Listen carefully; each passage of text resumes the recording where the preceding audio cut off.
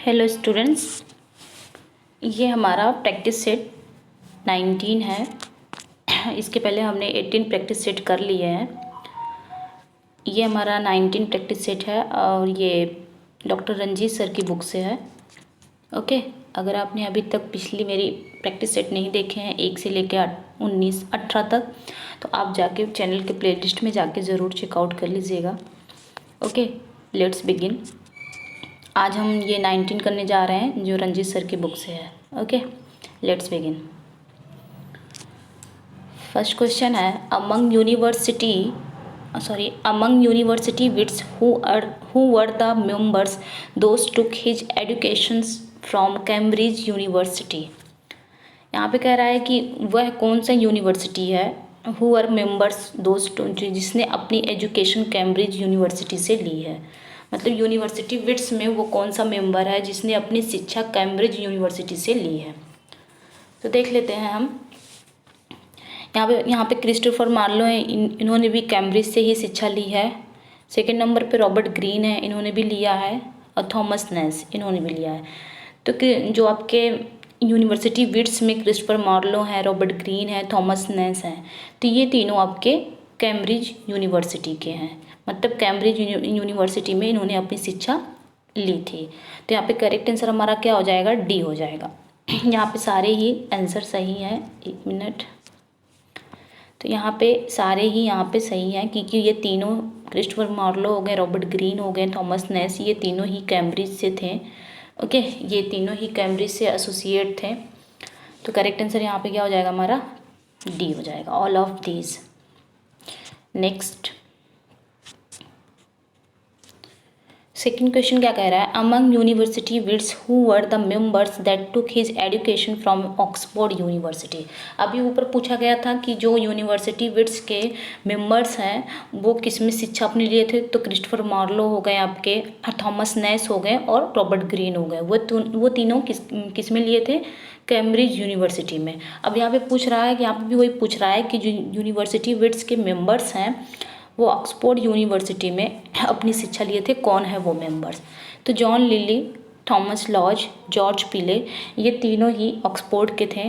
मतलब ऑक्सफोर्ड में इन्होंने अपनी शिक्षा ली थी। तो करेक्ट आंसर यहाँ पे भी सही हो जाएगा, डी, ऑल ऑफ दीज।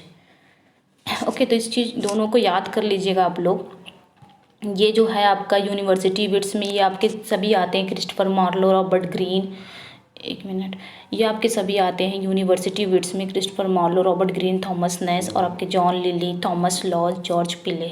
ठीक है, ये सारे यूनिवर्सिटी विट्स में आते हैं। बट अगर पूछा जाए कि कैम्ब्रिज में कौन पढ़ा था, किसने अपनी एजुकेशन ली थी, तो आपके Christopher Marlowe, Robert Greene, Thomas Nashe, ये तीनों कैम्ब्रिज से एसोसिएट हैं। John Lyly, George Peele, Thomas Lodge, ये तीनों ऑक्सफोर्ड यूनिवर्सिटी से एसोसिएट है। ठीक है, ये तीनों किससे लिए थे, ऑक्सफोर्ड यूनिवर्सिटी से अपनी शिक्षा लिए थे। और ये क्रिस्टोफर मार्लो कैम्ब्रिज यूनिवर्सिटी। तो कंफ्यूज मत होइएगा, ये आपको पता होना चाहिए। ओके, तो करेक्ट आंसर यहाँ पे भी हमारा ऑल ऑफ डीज हो जाएगा, सेकंड में भी, क्योंकि ये तीनों किस में शिक्षा लिए थे, ऑक्सफोर्ड यूनिवर्सिटी से एसोसिएट थे। नेक्स्ट क्वेश्चन देखते हैं। Next, which writer sometimes considered as one of the Universities Wits. यहाँ पे क्या कह रहा है कि कौन से राइटर को समटाइम्स माना जाता है, कभी कभी माना जाता है यूनिवर्सिटी विट्स में से एक। तो किसको माना जाता है, तो हमारा करेक्ट आंसर यहाँ पे क्या हो जाएगा, टॉमस किड को माना जाता है। हालांकि जब बात यूनिवर्सिटी विट्स की आएगी ना, तो आपकी ये तीनों हैं, ये आपके Christopher Marlowe, Robert Greene, Thomas Nashe, John Lyly, Thomas Lodge, George Peele. ठीक है, ये आपके 6 हैं आपकी यूनिवर्सिटी विट्स में। जब बात यूनिवर्सिटी विट्स की आएगी तो 6 हैं, लेकिन इसमें एक और नाम जोड़ा जाता है समटाइम्स। तो वो कौन है, टॉमस किड को भी जोड़ा जाता है। बट वो किसी भी यूनिवर्सिटी से पढ़े नहीं थे, लेकिन यूनिवर्सिटी विट्स में उनको रखा जाता है। ठीक है, तो वही क्वेश्चन यहाँ पे पूछा जा रहा है, which writer sometimes consider as one of the university wits. मतलब समटाइम्स, कभी कभी माना जाता, समटाइम्स माना जाता है। तो किसे माना जाता है, करेक्ट आंसर क्या हो जाएगा, टॉमस किड को। ये भी आपकी यूनिवर्सिटी विट्स में आते हैं, लेकिन ये किसी भी यूनिवर्सिटी से पढ़े नहीं थे।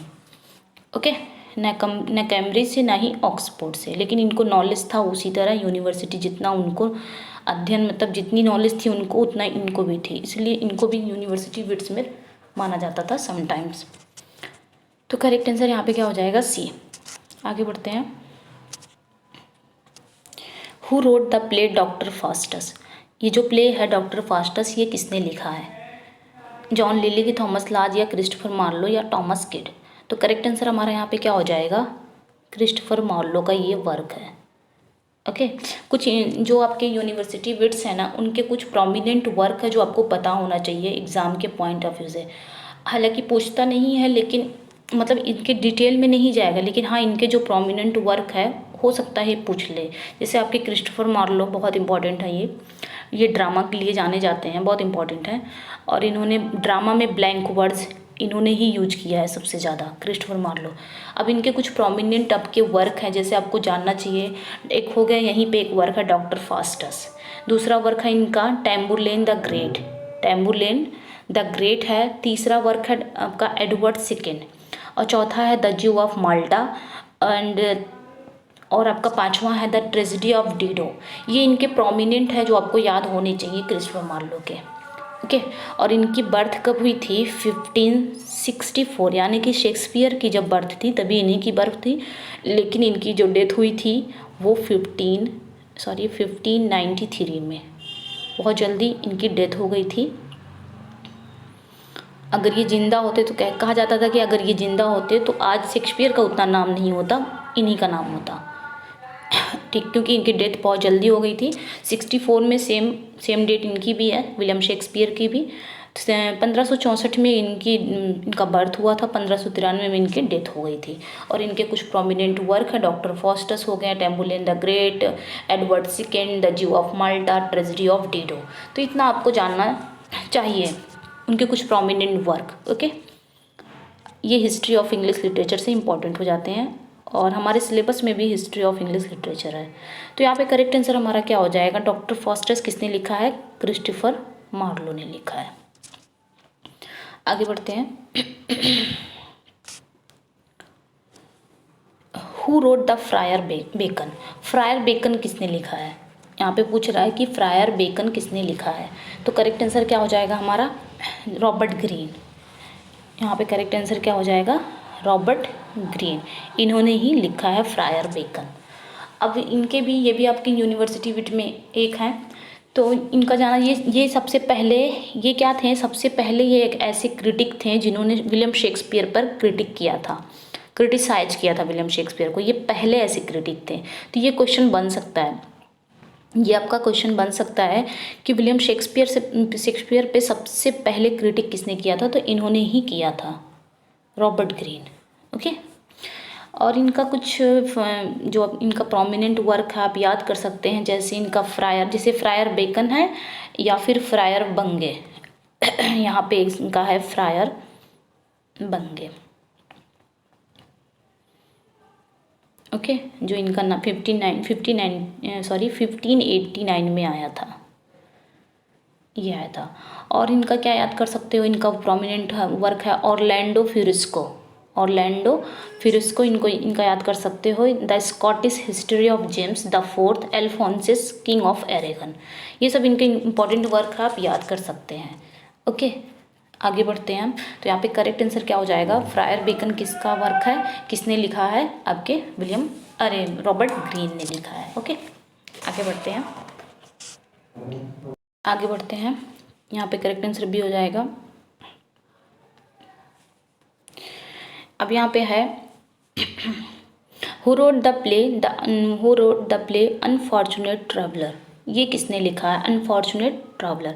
यहाँ पे यूनिवर्सिटी विट्स के उनके मतलब वो उनका क्वेश्चन आ गया है, यूनिवर्सिटी विट्स का उनके वर्क से क्वेश्चन आ गया है, एक ही क्वेश्चन में है यहाँ पे कि उन्होंने कौन कौन से वर्क, उनके कुछ प्रोमिनेंट वर्क हैं, प्रोमिनेंट वर्क से क्वेश्चंस आ गए हैं यहाँ पे। तो यहाँ पे कह रहा है कि अनफॉर्चुनेट ट्रैवलर किसने लिखा है? तो करेक्ट आंसर यहाँ पे क्या हो जाएगा? थॉमस नैश, इन्होंने ही लिखा है अनफॉर्चुनेट ट्रैवलर। ये बहुत इंपॉर्टेंट इनका वर्क है। ओके और इनके बारे में क्या याद रख सकते हैं? इनका जो प्रोमिनेंट वर्क, एक तो ये हो गया अनफॉर्चुनेट ट्रैवलर, एक हो गया the life of Jack Wilton, एक इनका है the life of Jack Wilton. ज़्यादा नहीं याद कर सकते, लेकिन हाँ इनका जो प्रोमिनेंट वर्क है वो याद कर सकते हैं। और यूनिवर्सिटी विट्स में कौन कौन आता है ये याद कर सकते हैं आप।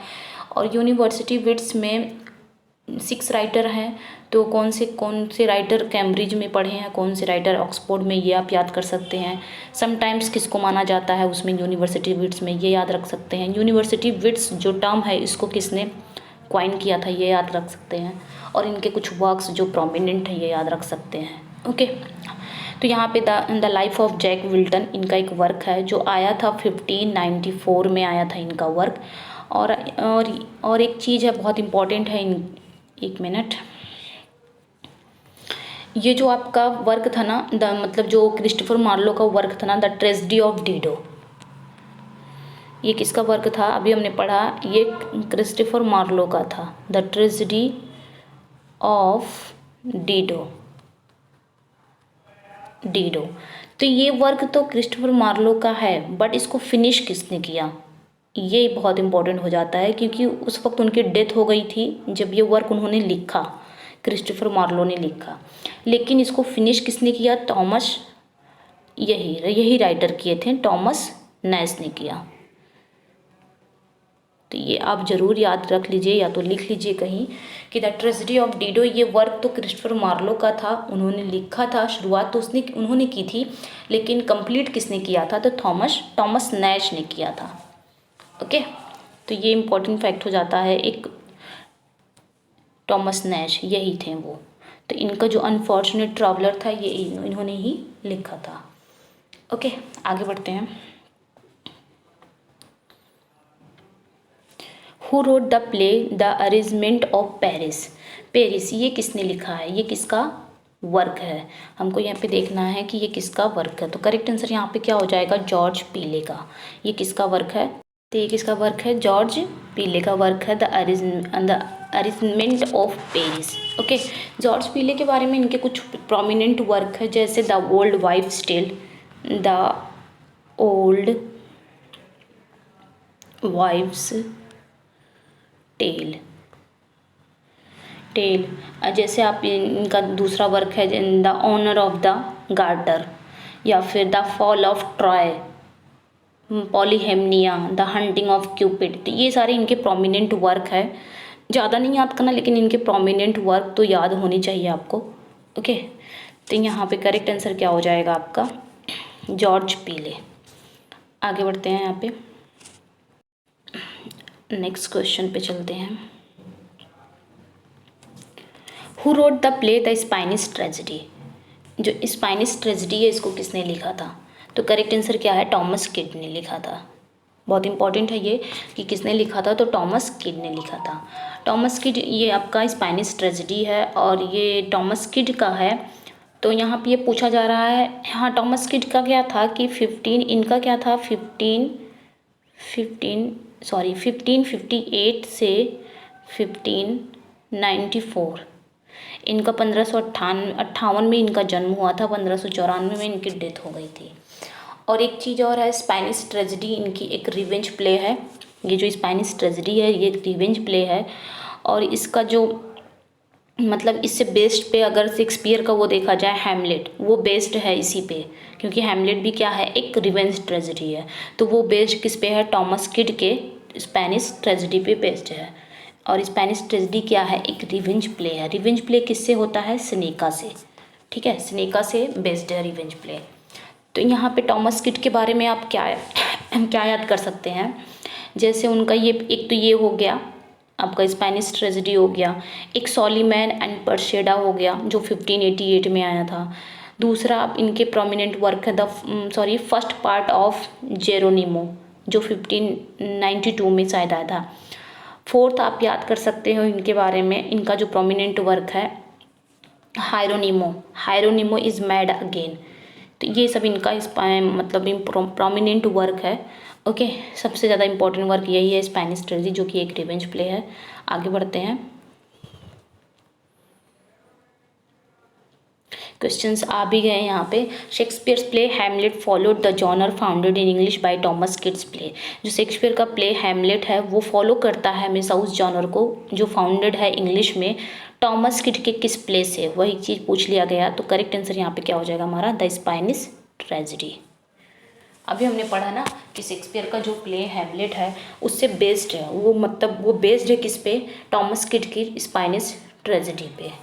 तो यहाँ पे करेक्ट आंसर हमारा क्या हो जाएगा, डी। आगे बढ़ते हैं। Who use the term University Wits first, यहाँ पे वही क्वेश्चन है कि यूनिवर्सिटी विट्स को सबसे पहले इस टर्म को यूज किसने किया था। तो करेक्ट आंसर यहाँ पे हमारा क्या हो जाएगा, जॉर्ज सेन्सबरी ने यूज किया था। तो ये सारे इंपॉर्टेंट आपको याद रखने हैं। यूनिवर्सिटी विट्स का जो टर्म है उसको यूज किसने किया था, और उसमें कितने राइटर थे, 6 राइटर थे, और उसमें कौन कैम्ब्रिज में किसकी शिक्षा दीक्षा हुई, किसकी शिक्षा दीक्षा आपके ऑक्सफोर्ड यूनिवर्सिटी में हुई, किसको सम टाइम कभी कभी उसमें माना जाता है टॉमस किड को, और उनके कुछ प्रोमिनेंट वर्क हैं जो जाने माने वर्क उनके, वो याद कर सकते हैं आप। तो यहाँ से आप यूनिवर्सिटी विट्स से इतना तो आपको पता होना चाहिए। ओके, आगे बढ़ते हैं।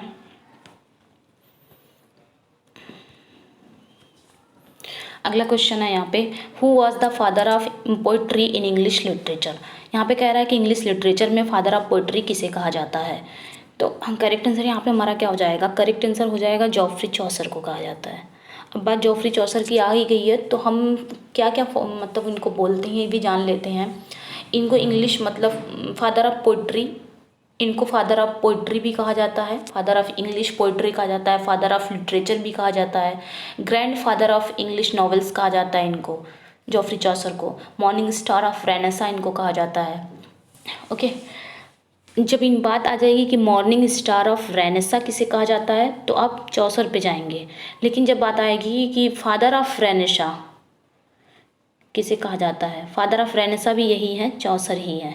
ओके, तो कई मतलब इनको कई उपाधि दी गई है, जैसे आपके father of literature, father of English poetry, grandfather of English novel Chaucer को ही कहते हैं, मॉर्निंग स्टार ऑफ रेनेसा वो भी चौसर को कहते हैं, फादर ऑफ रेनेसा वो भी चौसर को ही कहते हैं। लेकिन अगर पूछा जाए कि चाइल्ड ऑफ रेनेसा कौन है, तो चाइल्ड ऑफ रेनेसा को आप स्पेंसर को बताएंगे। ओके, मतलब फादर ऑफ रेनेसेंस चौसर और child of renaissance Edmund Spenser. यहाँ पे कंफ्यूज मत होइएगा। अब मॉर्निंग स्टार ऑफ, यहाँ पे पूछा ना मॉर्निंग स्टार ऑफ रेनेसेंस, तो मॉर्निंग स्टार ऑफ रेनेसेंस चौसर को बोलते हैं, लेकिन मॉर्निंग स्टार ऑफ रिफॉर्मेशन अगर बात कर रहा है तो जॉन वाइक्लिफ को बोलते हैं। तो यहाँ पे कंफ्यूज होने की ज़रूरत नहीं है, सब क्लियर कट है। ओके, तो यहाँ पे करेक्ट आंसर क्या था कि फादर ऑफ पोइट्री कौन है इंग्लिश में, तो जॉफ्री चौसर है। इनको कहीं कुछ बोला जाता है। आगे बढ़ते हैं हम। The war of roses took place during the period, जो वॉर ऑफ रोजेस कब हुआ था, यहाँ पे पूछ रहा है कि वॉर ऑफ रोजेस कब हुआ था। तो करेक्ट आंसर यहाँ पे हमारा क्या हो जाएगा, 1455 टू 1485, मतलब 1455 से 1485। ओके, आगे बढ़ते हैं। क्वेश्चंस आ गए, वही चीज़। John Wycliffe is called, John Wycliffe को कहा जाता है, क्या कहा जाता है। तो करेक्ट आंसर क्या हो जाएगा हमारा, the morning star of reformation. यहाँ पे जॉन वाइक्लिफ को क्या कहा जाता है, the morning star of reformation. Okay, यहाँ पे अगर यहाँ पे पहला देख लीजिए, the morning star of renaissance, अभी हमने पढ़ा the morning star of renaissance किसे कहा जाता है, जॉफ्री चौसर को। ये जब रेनेसेंस आ जाएगा, रेनेसा आ जाएगा तो चौसर है, और रिफॉर्मेशन आ गया तो वाइक्लिफ है, कंफ्यूज मत होइएगा। ओके, तो यहाँ पे करेक्ट आंसर हमारा क्या हो जाएगा, बी, बी हो जाएगा यहाँ पे। और जब बात यहाँ पे ये आ जाए, ये आपका ना मॉर्निंग स्टार ऑफ रोमांटिसिज्म है ना, फादर ऑफ रोमांटिसिज्म क्वेश्चन अगर आ गया कि फादर ऑफ रोमांटिसिज्म किसे कहते हैं, फादर ऑफ इंग्लिश रोमांटिसिज्म, तो आपके एस टी कॉलरिज और आपके विलियम वर्ड्सवर्थ आते हैं father of English romanticism. Only father of romanticism तब कौन आता है आपका, रूसो। ओके, तो यहाँ पे हमारा करेक्ट आंसर क्या हो जाएगा, जॉन वाइक्लिफ को क्या कहा जाता है, the morning star of Reformation. आगे बढ़ते हैं। Spenser has been held as the poet's poet by, कह रहा है कि स्पेंसर को पोएट्स पोएट कहा जाता है, सही है, लेकिन किसने कहा है, तो चार्ल्स लैम ने कहा है। किसने कहा है, चार्ल्स लैम ने ही स्पेंसर को क्या कहा है, पोएट्स पोएट कहा है। ओके, आगे बढ़ते हैं। The first authorise version of King James Bible appeared in, मतलब पहली authorise version of King James Bible कब अपीयर्ड हुई थी? तो करेक्ट आंसर यहाँ पे क्या हो जाएगा? 1611 में, 1611 में हुआ था। इसको ऐसे भी पूछ सकते हैं कि फर्स्ट ऑथराइज वर्जन सिर्फ इतना ही आ सकता है, तब भी आप 1611 ही बोलेंगे, या king version, king James version भी पूछ लिया जाता है, तब भी आप 1611 बोलेंगे, या फिर किंग जेम्स बाइबिल वर्जन, तो 1611 का मतलब एक ही क्वेश्चन को कई मरतबा घुमा के पूछता है, तो आप कंफ्यूज मत होइएगा। तो यहाँ पे करेक्ट आंसर हमारा हो जाएगा 1611। Okay, next, the restoration of Charles second took place in, जो रेस्टोरेशन आया था, चार्ल्स सेकेंड का रेस्टोरेशन कब आया था? तो करेक्ट आंसर क्या हो जाएगा? 1660 में आया था। रेस्टोरेशन पीरियड कब आया था? 1660 में। और चार्ल्स सेकेंड गद्दी पर कब बैठे थे? 1660 में। ओके, यहीं पे इसको भी देख लेते हैं। Who is married to King Hamlet wife, किसने किंग हैमलेट की वाइफ से शादी किया था? मतलब यानी कि प्रिंस हैमलेट की मदर से। Who is married King Hamlet wife, King Hamlet, राजा हैमलेट की वाइफ से किसने शादी किया था? तो करेक्ट आंसर क्या हो जाएगा? क्लॉडियस। किसने शादी किया था? क्लॉडियस ने शादी किया था। तो करेक्ट आंसर यहाँ पे क्या हो जाएगा? बी। जब किंग हैमलेट को मार देता है क्लॉडियस, उसके बाद उन्हीं की वाइफ से ये शादी कर लेता है 1 महीने के अंदर ही।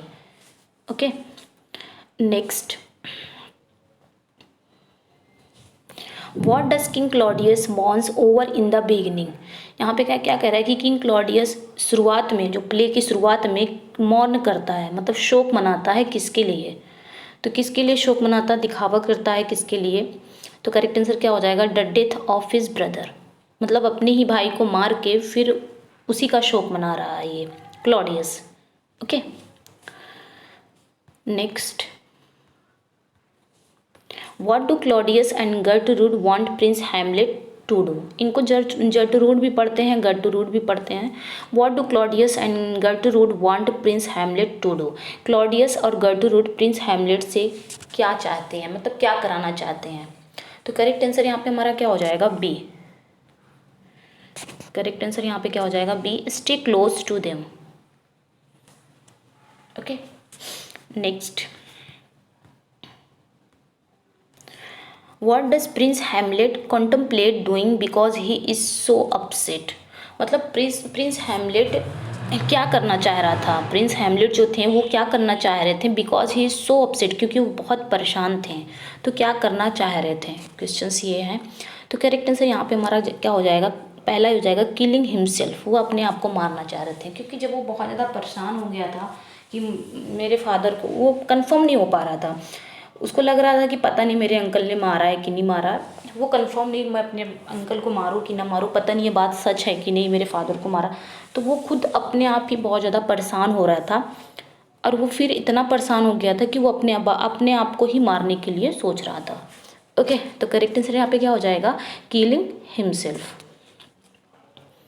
Next,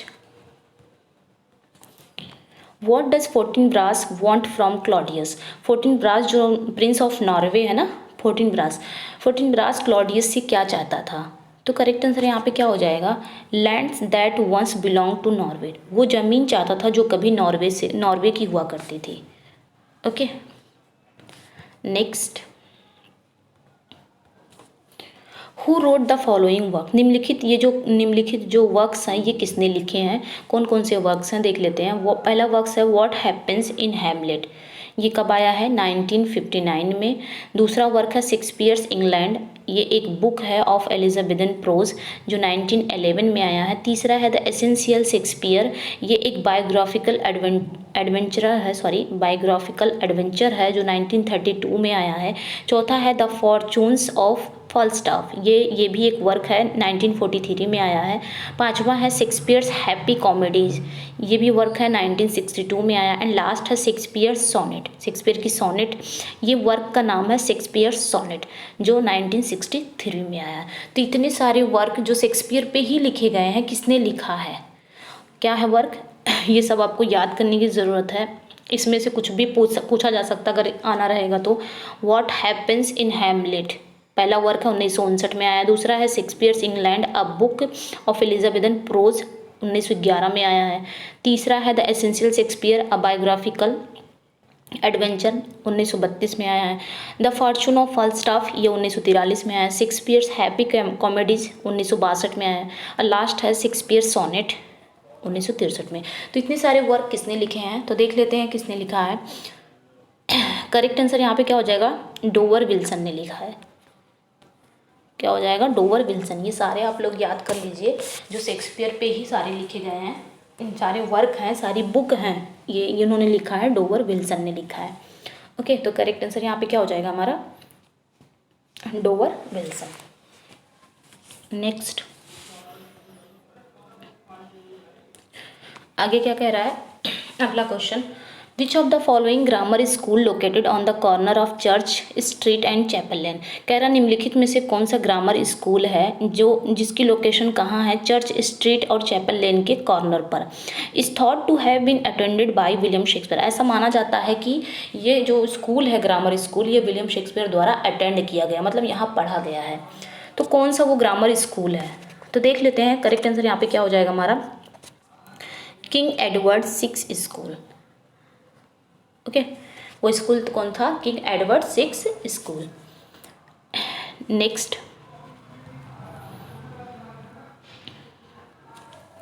which of the following author breathed his last on 14 अगस्त 1984। निम्नलिखित में से कौन सा ऑथर, किसने अपनी सांस, आखिरी सांस ली 14 अगस्त 1984 को।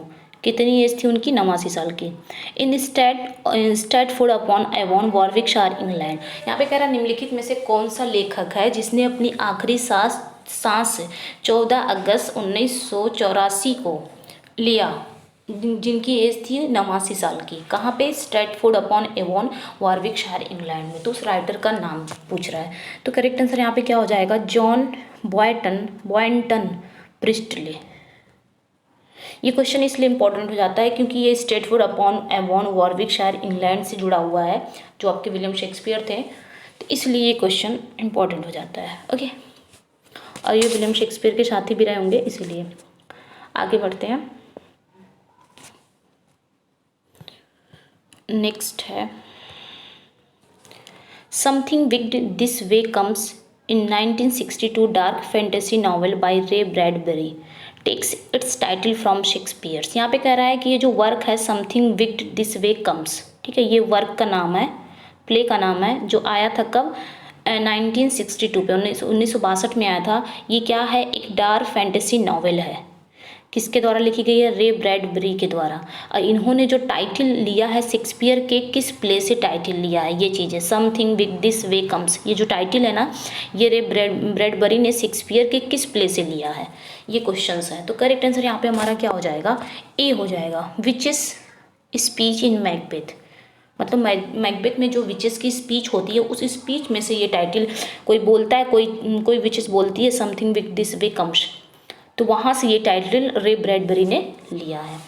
Okay, next, which of the following popular novels takes its title from Miranda's speech in William Shakespeare the Tempest act 5th scene first.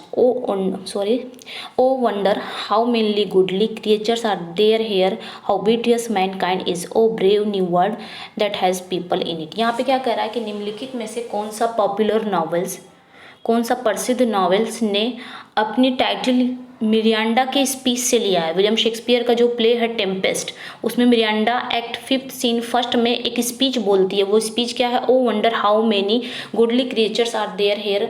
ये जो स्पीच है, यहाँ से उसने कौन सा पॉपुलर नॉवेल ने अपनी टाइटल लिया है मिरांडा के स्पीच से, तो ये टाइटल यही है, ओ ब्रेव न्यू वर्ल्ड, यहाँ से ये लिया है। तो कौन से नॉवेल ने लिया है, यहाँ पे बस पूछ रहा है कि कौन सा नॉवेल ने अपनी टाइटल लिया है।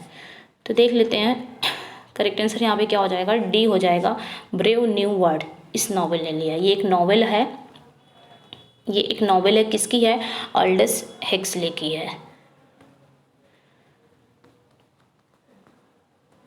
हेक्सले की है, ऑल्डस हेक्सले की है। ये एक ब्रेव न्यू वर्ल्ड एक नॉवेल है, ऑल्डस हेक्सले की है। और ऑल्डस हेक्सले ने ये जो टाइटल है, ये कहाँ से लिया है, टेम्पेस्ट की मिरांडा जो स्पीच बोलती है, वहाँ से लिया है। ओके, नेक्स्ट, अगला क्वेश्चन है, the essential Shakespeare is a work the essential Shakespeare ये एक वर्क है, किसने लिखा है? द एसेंशियल शेक्सपियर ये एक वर्क है, किसने लिखा? तो करेक्ट आंसर क्या हो जाएगा? जे डोवर विल्सन, इन्होंने ही लिखा है। जे डोवर विल्सन ने द एसेंशियल शेक्सपियर के वर्क को लिखा है, मतलब शेक्सपियर के नाम पर ये वर्क लिखा है। नेक्स्ट, द पैसिनेट पिलग्रिम 1599, जो पैसिनेट पिलग्रिम है वो 1599 में आया था। Is an anthology of 20 poems, ये एक एंथोलॉजी थी 20 पोएम्स की, कलेक्टेड एंड पब्लिश, इसको कलेक्ट किया गया था और पब्लिश किया गया था विलियम जैगर्ट के द्वारा, ठीक है। दैट वर एट्रीब्यूटेड टू, तो इनसे जुड़ा कौन था? तो करेक्ट आंसर क्या हो जाएगा आपका? विलियम शेक्सपियर, पहला ही हो जाएगा, ओके, विलियम शेक्सपियर। और इसको पब्लिश किसने कराया था? विलियम जैगर्ड ने कराया था। ये कब आई थी पोएम? पैसिनेट पिलग्रिम 1599 में आई थी। और ये कितने पोएम्स का कलेक्शन था? 20 पोएम्स का कलेक्शन था। Next, who has compose the poem Anne Hathaway, इस पोएम को, एनी हैथवे पोएम को किसने कंपोज किया था? तो करेक्ट आंसर यहाँ पे हमारा क्या हो जाएगा? कैरोल एंड डफी, इन्होंने ही किया था। एक मिनट, किसने किया था? आपका पहला ही हो जाएगा Carol and Duffy. Next, where from the below quoted line of Wordsworth, ये जो लाइनें हैं ये कहाँ से आपकी आई हैं लाइनें? कौन सी लाइनें हैं? No nightingale did ever chant more welcome notes to very bands of travellers in some shady haunt among Arabian sands. तो ये लाइनें वर्ड्सवर्थ की हैं और किस पोएम से है ये लाइनें ली गई हैं? तो करेक्ट आंसर क्या हो जाएगा आपका यहाँ पे? सॉलिटरी रीपर हो जाएगा। ये सॉलिटरी रीपर की ही लाइनें, हमने पढ़ लिया था कि सॉलिटरी रीपर में हमको क्या क्या याद रखना है, ये हम लास्ट वीडियो में पढ़ लिए थे, ओके। तो सॉलिटरी रीपर विलियम वर्ड्सवर्थ की कोई भी पोएम हो, उतना तो आपको जानना ही चाहिए कि ये आप कंपोज कब हुआ था, पब्लिश कब हुआ था, ये इसका जॉनर क्या है, इसकी राइमिंग स्कीम क्या है, कौन से उसमें फॉर्म में लिखी गई है, तो ये सब जानना ज़रूरी है, okay. Next, who said the poet is a man speaking to man, किसने कहा था poet is a man speaking to man? तो करेक्ट आंसर यहाँ पे हमारा क्या हो जाएगा? विलियम वर्ड्सवर्थ ने कहा था। ये सारे रिपीटेड क्वेश्चंस हैं, आगे चलते हैं। In which poem has Wordsworth describe different moods of nature, किस पोएम में वर्ड्सवर्थ ने डिफरेंट मूड्स ऑफ नेचर के डिफरेंट मूड को डिस्क्राइब किया है? तो करेक्ट आंसर यहाँ पे क्या हो जाएगा? लाइन्स रिटन अबव टीन एवे में उन्होंने नेचर के मेनी मूड्स को क्या किया है? अलग अलग डिफाइन किया है, मतलब डिस्क्राइब किया है, ओके। तो करेक्ट आंसर यहाँ पे हमारा क्या हो जाएगा? B. Next, Who among these is the interpreter of nature in many moods? यहाँ पे क्या कह रहा है कि किसने इंटरप्रेटर ऑफ नेचर को मेनी मूड्स में किया है? तो करेक्ट आंसर यहाँ पे क्या हो जाएगा हमारा? ये भी आपका विलियम वर्ड्सवर्थ ही हो जाएंगे, नेचर की बात जहाँ पे आए। नेक्स्ट, आगे क्या कह रहा है? The reason Milton wrote in fetters when he wrote of angels and God and a liberty when of devils and hell is because he was a true poet and of the devil's party without knowing it. Who said, किसने कहा था? ये किसने यहाँ पे कहा था? ये बात किसने कही थी? The reason Milton wrote in fetters, Milton ने जो लिखा था फेटर्स में, ये रीज़न था when he wrote of angels and God, जब उन्होंने एंजल्स और गॉड को लिखा था, and liberty when of devils of hell, ठीक है। और कह रहा है is because he was a true poet, क्योंकि वो एक ट्रू पोएट था, and of the devil's party without, तो यहाँ से तो आप लोग जान ही गए होंगे ये किसने कहा था? Devil's party without knowing it. तो करेक्ट आंसर यहाँ पे हमारा क्या हो जाएगा? ये स्टेटमेंट आपका विलियम ब्लेक का है, काफ़ी इंपॉर्टेंट है ये, ओके, काफ़ी फैमिलियर भी है ये। तो करेक्ट आंसर यहाँ पे हमारा क्या हो जाएगा? D. Next, Paradise Lost has inspired the visual works by well-known painter Dash, who executed a set of 10 color engravings in 1974। यहाँ पे क्या कह रहा है कि जो पैराडाइज लॉस्ट है, उस पैराडाइज लॉस्ट ने प्रसिद्ध चित्रकार द्वारा दृश्य कार्यों को प्रेरित किया है। यहाँ पे कह रहा है कि पैराडाइज लॉस्ट ने प्रसिद्ध चित्रकार द्वारा दृश्यों को प्रेरित किया है? Who executed a set of 10 colour engravings in 1974 जिसने क्या किया है? 10 कलर इनग्रेविंग्स को 1974 में एग्जीक्यूट किया है। तो देख लेते हैं करेक्ट आंसर यहाँ पे क्या हो जाएगा? सेल्वेडर डेली ने। ओके, एक मिनट, किसने किया है? सेल्वेडर डेली ने। Next, the temptation and fall of Eve 1808 is an illustration of Milton's Paradise Lost. It is written by. यहाँ पे क्या कह रहा है कि 1808 मिल्टन के पैराडाइज लॉस्ट का उदाहरण है। ठीक है, यहाँ पे क्या कह रहा है कि the temptation and ewe, the temptation और ईव 1808 मिल्टन के पैराडाइज लॉस्ट का उदाहरण है। इट इज़ रिटन बाय, ये किसके द्वारा लिखा गया था? तो करेक्ट आंसर यहाँ पे हमारा क्या हो जाएगा? William Blake. यहाँ पे करेक्ट आंसर हमारा विलियम ब्लेक हो जाएगा। कह रहा है कि the temptation and fall of Eve, ये क्या है? ये 1808 का मिल्टन के पैराडाइज लॉस्ट का एक उदाहरण है। इट इज़ रिटन बाय, ये किसके द्वारा लिखा गया था? तो विलियम ब्लेक के द्वारा लिखा गया था। The temptation and fall of Eve, ये विलियम ब्लेक के द्वारा लिखा गया था। ओके, तो यहाँ पे करेक्ट आंसर हमारा क्या हो जाएगा? A. Next, in sin death and the devil 1792, ये एक वर्क का नाम है जो 1792 में आया था। क्या नाम था? Sin death and the devil. Okay, who caricatured the political battle between Pitt and Thurlow as a scene from Paradise Lost. आगे क्या कह रहा है कि सिन डेथ एंड डेविल 1792 में ये हो गया, जिसमें किसने, यहाँ पे पूछ रहा है कि who caricature the political battle between Pitt. कह रहा है कि किसने पिट और थर्लो के बीच में राजनीतिक लड़ाई को, कह रहा है कि किसने पिट और थर्लो के बीच में राजनीतिक लड़ाई को पैराडाइज लॉस्ट के एक दृश्य के रूप में चित्रित किया है। ठीक है, पैराडाइज लॉस्ट को एक दृश्य के रूप में चित्रित किया है। यहाँ पे कह रहा है कि इस वर्क, जो ये वर्क है ना, सिन डेथ एंड द डेविल, जो 1792 में आया है, इसमें पूछा जा रहा है कि किसने पिट और थर्लो, उसमें एक कैरेक्टर है पिट और थर्लो। ठीक है, यहाँ पे बोल रहा है कि पिट और थर्लो के बीच जो पॉलिटिकल अब की लड़ाई है, जो राजनीतिक लड़ाई को पैराडाइज लॉस्ट के एक दृश्य के रूप में चित्रित किया है। आगे कह रहा है कि पिट, यहाँ पे पूछ रहा है किसने किया है। ठीक है, यहाँ पे क्वेश्चन मार्क लग गया। आगे कह रहा है पिट इज डेथ, पिट क्या है? डेथ है। एंड थर्लो क्या है? शैटन है। विद क्वीन चार्लेट क्या है? सिन है इन द मिडिल। तो जो हमारा मिल्टन का पैराडाइज लॉस्ट है, उसमें जो डेथ है, डेथ यानी कि पिट है वो, और शैटन क्या है? थर्लो को ही शैटन कहा गया है। और क्वीन चार्लेट क्या है? सिन है। ठीक है, तो ये सारे कैरेक्टर की बात कर रहा है। सिन डेथ एंड द डेविल, ये आपका वर्क है। ये वर्क है 1792 में आया था।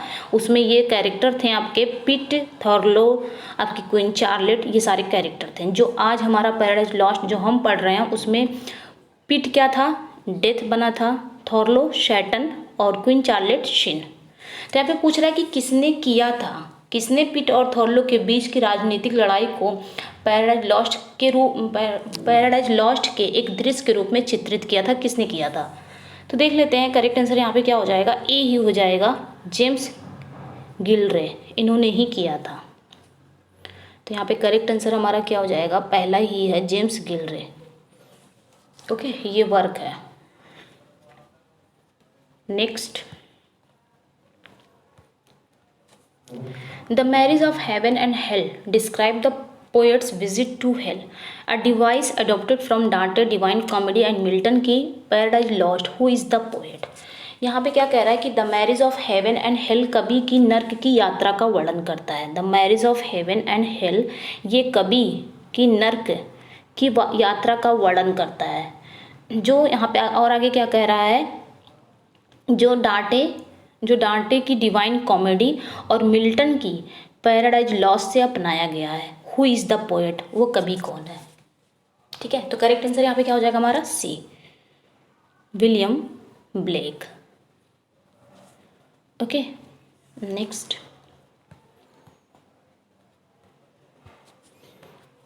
The value of a sentiment is amount of sacrifice you are prepare to make for it, the above lines is taken from.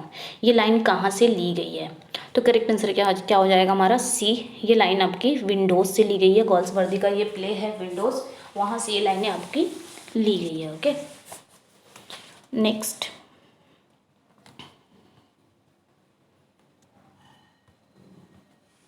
If you do not think about the future you can not have one. अगर तुम अपने future के बारे में, अपने भविष्य के बारे में सोच नहीं सकते, you can not have one, तो तुम कुछ नहीं रख सकते। तो the above line is taken from, ये लाइनें कहाँ से ली गई हैं? तो करेक्ट आंसर क्या हो जाएगा? स्वान स्वांग की लाइन है ये, स्वान स्वांग की लाइन है। ओके, ये आपका क्या है? स्वान स्वांग गोल्सवर्दी का, उसी की लाइन है। Next. One's eyes are what one is, one's mouth what one becomes. The above line is taken from, ये लाइन कहाँ से ली गई है? तो करेक्ट आंसर क्या हो जाएगा हमारा? फ्लावरिंग विल्डरनेस से ली गई है लाइन है आपकी। Next. What happens when Viola, Cesario and Sebastian finally come face to face in 12th night? यहाँ पे क्या कह रहा है कि 12th नाइट में जब वियला जो सिजेरियो के रूप में है, जब वियला और सेबेस्टियन फाइनली अंत में एक दूसरे के सामने आते हैं तो क्या होता है, क्या करता है? व्हाट हैपेंस, क्या होता है जब वियला और सेबेस्टियन एक दूसरे के सामने आते हैं अंत में? तो करेक्ट आंसर यहाँ पे क्या हो जाएगा हमारा? दे आस्क मेनी क्वेश्चंस, वे एक दूसरे से बहुत सारे सवाल पूछते हैं। Okay, next. How does Orsino feel after realizing that Olivia has married Sebastian? यहाँ पे क्या कह रहा है कि ओलिविया ने सेबेस्टियन से शादी कर ली है, ये रियलाइज़ करने के बाद ऑर्सिनो कैसा महसूस करता है? तो करेक्ट आंसर क्या हो जाएगा? इनडिफरेंट। इनडिफरेंट मीन्स क्या होता है? उदासीन। क्या होता है? उदासीन। वो इनडिफरेंट महसूस करता है जब वो जान जाता है कि ओलिविया सेबेस्टियन से शादी कर ली है। उसके बाद जब उसको रियलाइज़ होता है कि शादी कर ली है तो वो फील क्या करता है? इनडिफरेंट फील करता है, उदासीन फील करता है। Okay, next. What does Feste do as the last character on the stage? Stage पर लास्ट कैरेक्टर के रूप में फेस्टे क्या करता है? स्टेज पर लास्ट कैरेक्टर के रूप में फेस्टे क्या करता है? तो करेक्ट आंसर क्या हो जाएगा? सिंग्स अ सैड सॉन्ग, वह एक सैड सॉन्ग गाता है। Next. 12th night or what you will is a romantic comedy by William Shakespeare. 12th night जिसका सबटाइटल क्या है? व्हाट यू विल, ये एक रोमांटिक कॉमेडी है। किसकी? विलियम शेक्सपियर की। Believe to have been written around, माना जाता है कि ये कब लिखी गई है, किसके अराउंड लिखी गई, ये हमको बताना है। As a 12th night entertainment for the close of the Christmas reason. और आगे क्या कह रहा है कि 12th नाइट क्रिसमस सीजन के मनोरंजन के रूप में माना जाता है। 12th नाइट, यहाँ पे आखिरी की लाइन क्या कह रहा है कि 12th नाइट क्रिसमस सीजन में मनोरंजन के रूप में माना जाता है। तो यहाँ पे हमको बताना है किसके अराउंड ये लिखी गई है। तो करेक्ट आंसर यहाँ पे हमारा क्या हो जाएगा? ए हो जाएगा। 1601 to 1602, 1601 से 1602 के बीच में। Okay, next. The play centers on the twins dash who are separated in the shipwreck. क्या कह रहा है कि जो प्ले है, यहाँ पे क्या कह रहा है कि जो प्ले है वो एक ट्विंस पर केंद्रित है, मतलब जुड़वा बच्चों पर केंद्रित है। यहाँ पे बोल रहा है कि जो नाटक आपका है वो जुड़वा बच्चों पर केंद्रित है, जो एक शिपरैक में क्या हो गए थे? सेपरेट हो गए थे, अलग हो गए थे। तो वो जुड़वा बच्चे कौन कौन है? तो करेक्ट आंसर क्या हो जाएगा? Viola and Sebastian. Okay, next. 12th night is a reference to the 12th night after Christmas day called the eve of the. यहाँ पे क्या कह रहा है? 12th नाइट, यहाँ पे कह रहा है 12th night is a reference to the 12th night.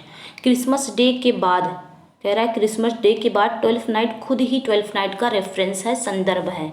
Called the eve of the, eve को कहा जाता है। तो करेक्ट आंसर यहाँ पे हमारा क्या हो जाएगा? ए हो जाएगा। फीस्ट ऑफ एपिफैनी, क्या कहा जाता है, फीस्ट ऑफ एपिफेनी।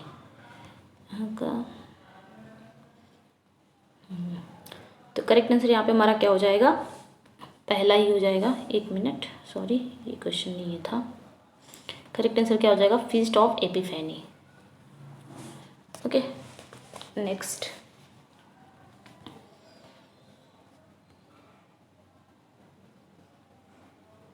वंस, एक मिनट,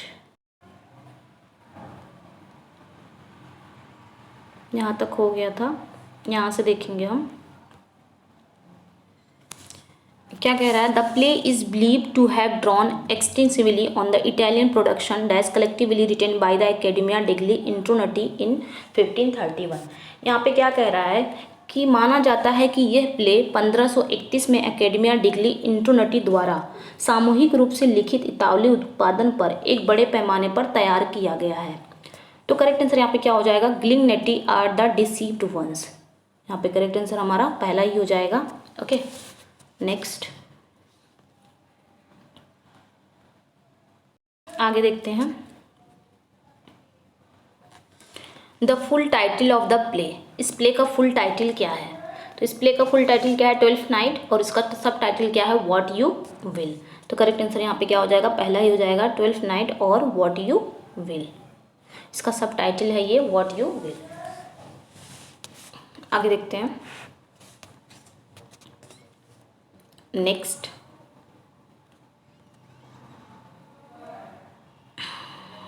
अगला क्वेश्चन देखते हैं। The Danish philosopher dash opens his 1844 book philosophical fragments with the quote better will hang than will ill fit. यहाँ पे क्या कह रहा है कि जो आपके डैनिश फिलोसोफर हैं उन्होंने अपनी बुक को ओपन किया 1844 में, किसके साथ, philosophical fragment with a quote, एक कोट के साथ उन्होंने अपनी बुक को ओपन किया। ओके आगे क्या कह रहा है, वो कोट कौन सी है, बेटर विल हैंग दैन इल विड, वो कोट आपकी ये है। फिर आगे क्या कह रहा है, which is a phrase paraphrase of Feste comment to Maria in act first scene 5th। यहाँ पे कह रहा है कि ये जो कोट है ना, ये फेस्टी ने मारिया पे कॉमेंट किया था एक्ट फर्स्ट सीन 5th में। क्या किया था, many a good hanging prevents a bad marriage. यहाँ पे क्या कह रहा है कि कई अच्छी फांसी एक बुरी शादी को रोकती है। तो यहाँ पे पूछा है कि वो बुक कौन सी है जिसको डैनिश फिलोसोफर ने खोला था और इस कोट के साथ खोला था, better will hang than ill. Okay तो करेक्ट आंसर यहाँ पे क्या हो जाएगा, देख लेते हैं।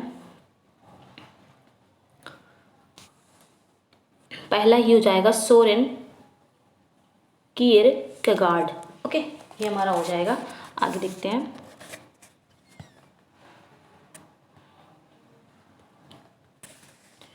Nietzsche also refers passingly to 12th night, specifically to Sir Andrew Aguecheek's suspicions.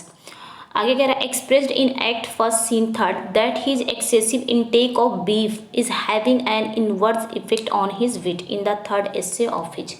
यहाँ पे क्या कह रहा है, ये क्वेश्चंस कह रहा है कि जो नीत्शे हैं, नीत्शे ने अपने तीसरे एस्से में, 3rd एस्से है ना यहाँ पे, नीत्शे ने अपने तीसरे एस्से में 12th नाइट यानी कि 12th नाइट में विशेष रूप से सर एंड्रू एगुचिक के संदेह में एक्ट फर्स्ट सीन 3rd में व्यक्त किया गया है कि उनके गोमांस के अत्यधिक सेवन है ना, यहाँ पे इनटेक ऑफ बीफ, मतलब उनके गोमांस के अत्यधिक सेवन का उनकी बुद्धि पर विपरीत प्रभाव पड़ा है।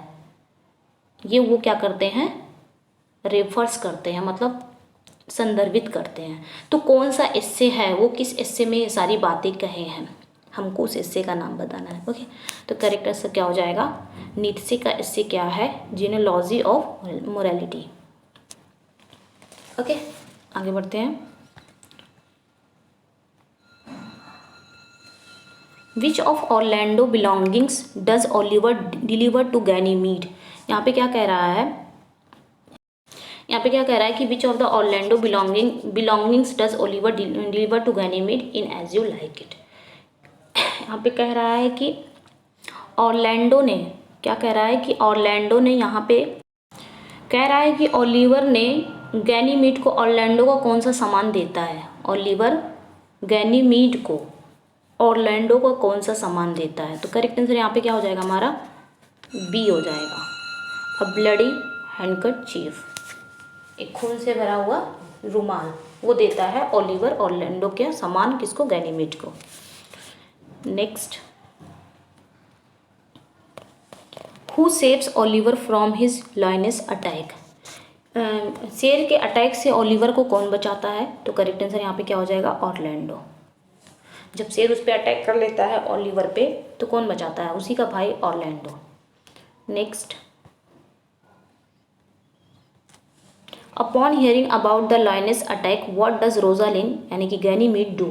मतलब शेर के अटैक की खबर सुनने पर रोजालिन क्या करती है, यानी कि गैनीमीड, जो रोजालिन गैनीमीड के भेष में है वो क्या करता है, तो करेक्ट आंसर यहाँ पे क्या हो जाएगा, फेंट, वो बेहोश हो जाती है। Okay, next,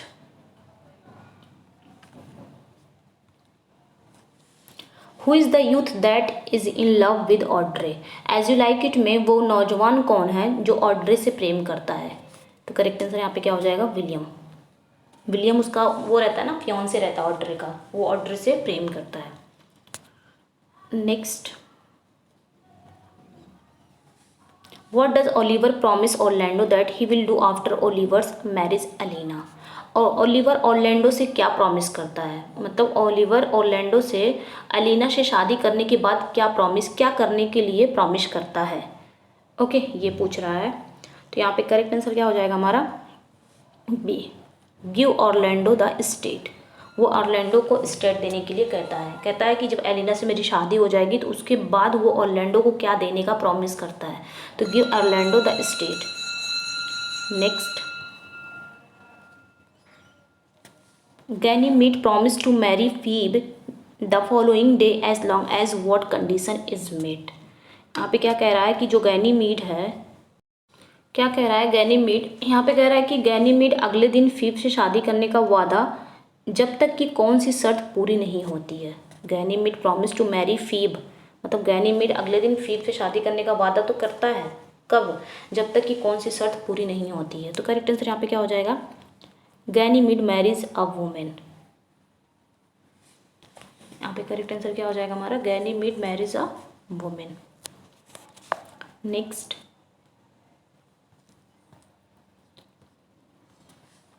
When Touchstone and Audrey encounter to Duke Senior's pages, what does Touchstone request from them? कह रहा है कि जब टचस्टोन और ऑड्रे ड्यूक सीनियर के 2 पेजेस से एनकाउंटर करते हैं, मतलब मिलते हैं, what does touchstone request from them. Touchstone उनसे क्या अनुरोध करता है, क्या रिक्वेस्ट करता है, तो करेक्ट आंसर यहाँ पे क्या हो जाएगा, अ सॉन्ग, एक गीत का। नेक्स्ट,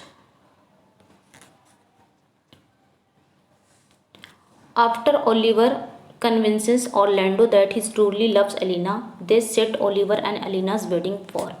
मतलब ओलिवर ने ऑरलैंडो को कन्विंस कर दिया कि वह अलीना से सच्चा प्रेम करता है। उसके बाद उन्होंने ओलिवर और एलिना की शादी को तय कर दिया। कब तय कर दिया, तो करेक्ट आंसर क्या हो जाएगा, द फॉलोइंग डे, अगले ही दिन।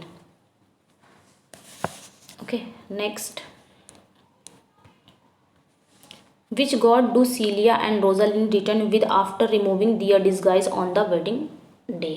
मतलब क्या कह रहा है कि सीलिया और रोजालिंड किस देवता के साथ शादी पर अपने भेष बदल कर लौटते हैं, तो करेक्ट आंसर यहाँ पे क्या हो जाएगा, Hymen, Hymen, Hymen. Next, after seeing that Ganymede is in fact a women whom does Phoebe agree to marry। यहाँ पे क्या कह रहा है कि ये देखने के बाद कि गैनीमेड वास्तव में एक महिला है, तो फीब किससे शादी करने के लिए सहमत हो जाती है, मान जाती है, तो करेक्ट आंसर यहाँ पे क्या हो जाएगा, सिल्वियस से। जब वो जान जाती है कि गैनीमेड जो है वो वास्तव में एक महिला है, उसके बाद वह सिल्वियस से शादी करने के लिए मान जाती है। पहले वो गैनीमेड से ही प्रेम करती है। Okay, next, on his way to destroy Duke Senior what does Duke Frederick meet who change his mind. यहाँ पे क्या कर रहा है कि ड्यूक सीनियर को नष्ट करने के रास्ते में ड्यूक फ्रेडरिक किससे मिलता है, जो उसका मन बदल देता है। जब वो जाता है ड्यूक सीनियर को जंगल में मारने के लिए, उसी का भाई ड्यूक फ्रेडरिक कि मारने के लिए ले जाता है, जब मारने के लिए जाता है तो रास्ते में कौन मिल जाता है कि उसके माइंड को चेंज कर देता है, तो करेक्ट आंसर यहाँ पे क्या हो जाएगा, एक पृष्ठ मिल जाता है। जब वो पृष्ठ मिल जाता है तो ये भी क्या हो जाता है, उस पृष्ठ के साथ बन जाता है, अपना सब कुछ राजपाट छोड़ देता है, अपने बड़े भाई को दे देता है। तो करेक्ट आंसर यहाँ पे क्या हो जाएगा हमारा C. Next, how is it breaking with theatrical custom to have Rosalind perform the epilogue. यहाँ पे क्या कह रहा है कि रोजालिन के उपसंहार का प्रदर्शन करने के लिए नाट्य रिवाज के ये कैसे टूट रहा है, जो नाट्य रिवाज मतलब जो थिएट्रिकल कस्टम है इसको कैसे तोड़ा जा रहा है। तो करेक्ट आंसर यहाँ पे क्या हो जाएगा हमारा ए, सी इज अ फीमेल कैरेक्टर, वह एक फीमेल कैरेक्टर है। ओके, मतलब कौन तोड़ रहा है, एक female character. Next, which character does not get married at the end of the play as you like it. As you like it के प्ले के अंत में किस कैरेक्टर की शादी नहीं होती है। तो करेक्ट आंसर यहाँ पे क्या हो जाएगा कोरिन की शादी नहीं होती, टचस्टोन की ऑड्रे से हो जाती है, ओलिवर की एलिना से हो जाती है, सिल्वियस की फीब से हो जाती है, लेकिन कोरिन की शादी नहीं होती है। नेक्स्ट, और ऑरलैंडो की रोजालिन से हो जाती है। आगे क्वेश्चन कह रहा है as you like it is a pastoral comedy by William Shakespeare believe to have been written in first publish in the first folio in the 1623। क्या कह रहा है कि एज यू लाइक इट एक पेस्टोरल कॉमेडी है William Shakespeare की, और माना जाता है कि ये लिखी कब गई है, ये चीज़ बताना है हमको। और ये पब्लिश हुई है फर्स्ट फोलियो 1623 में, फर्स्ट फोलियो में ये पब्लिश हुई है। तो लिखी कब गई है ये माना जाता, ये पूछ रहा है। तो करेक्ट आंसर क्या हो जाएगा 1599 में। ओके, नेक्स्ट आगे बढ़ते हैं। What's the name of the melancholy traveller who speak many of Shakespeare's most famous speeches in this play such as all the world's I stage. यहाँ पे क्या कह रहा है कि उस मेलनकली का नाम बताओ जो शेक्सपियर के जो प्ले है एज यू लाइक इट में, उसमें उसने बहुत सारी फेमस स्पीच बोली है, जैसे all the world's I stage, पूरी दुनिया एक रंगमंच है। दूसरा क्या बोला है, too much of good a thing. तीसरा बोला है a fool I met a fool in the forest. तो ये सारी स्पीच किसने बोला, वो मेलनकली का नाम बताओ। तो करेक्ट आंसर यहाँ पे क्या हो जाएगा जैक्स, पहला ही हो जाएगा हमारा। जो मेलनकली जैक्स होता है उसने ये सारी स्पीच बोलता है। Okay, next, which character provides a sharp contrast to other characters in the play, always observing and disputing the hardship of life and country। यहाँ पे क्या कह रहा है कि कौन सा कैरेक्टर, यहाँ पे क्या कह रहा है कि कौन सा कैरेक्टर प्रोवाइड करता है, मतलब कौन सा कैरेक्टर प्रदान करता है जो नाटक के अन्य कैरेक्टर के विपरीत है, हमेशा देश में जीवन की कठिनाइयों को देखता है और विवाद करता है। कौन सा ऐसा कैरेक्टर है, तो जैक्स ही है आपका। ठीक है, यहाँ पे करेक्ट आंसर क्या हो जाएगा Jaques. As you like it में जैक्स ही है। मतलब ये क्या करता है, ये मतलब यहाँ पे पूछ रहा कौन सा कैरेक्टर प्रदान करता है जो नाटक के अन्य कैरेक्टर से एकदम विपरीत है, हमेशा देश में जीवन की कठिनाइयों को देखता है और विवाद करता है। तो आपका जैक्स है, करेक्ट आंसर हो जाएगा। नेक्स्ट आगे देखते हैं। इन विच प्ले शेक्सपियर के किस प्ले में द फॉलोइंग सॉन्ग्स अगर, ये सारे गीत आते हैं। कौन से गीत है, under the greenwood tree पहले गीत है, blow blow the winter wind, what shall he have that kill the deer, it was a lover and his lass. तो ये गीत किस शेक्सपियर के किस प्ले में आते हैं, तो करेक्ट आंसर यहाँ पे क्या हो जाएगा एज यू लाइक इट में आते हैं। ओके, नेक्स्ट अगला क्वेश्चन है आपका, एक minute. The play is set in duchy in France. जो प्ले की सेटिंग है वो फ्रांस में है, फ्रांस के एक डची में है। But most of the action takes place in a location called, लेकिन इसके ज़्यादातर एक्शन कहाँ पे है, किस लोकेशन पे है, उसे क्या कहते हैं। तो करेक्ट आंसर क्या हो जाएगा, इसके ज़्यादातर लोकेशन कहाँ है, फॉरेस्ट ऑफ आर्डन। किस प्ले के, एज यू लाइक इट के। ठीक है, इसकी सेटिंग फ्रांस के एक डची में है, लेकिन उसका ज़्यादातर एक्शन कहाँ हुआ है, फॉरेस्ट ऑफ आर्डन में हुआ है। तो करेक्ट आंसर यहाँ पे क्या हो जाएगा forest of Arden. Next, Rosalind disguise as dash जोब्स own page and Celia disguise as Latin for stranger. तो यहाँ पे कह रहा है कि रोजालिन किसके रूप में डिस्गाइज हुई थी, जो जोब के ओन पेज है, और सीलिया किसके रूप में डिस्गाइज हुई थी, जो लैटिन के लिए स्ट्रेंजर है। तो करेक्ट आंसर यहाँ पे हमारा क्या हो जाएगा, पहला ही है, Ganymede and Aliena. Rosalind disguise हुई थी गैनीमीड और सीलिया एलिना। ओके, नेक्स्ट,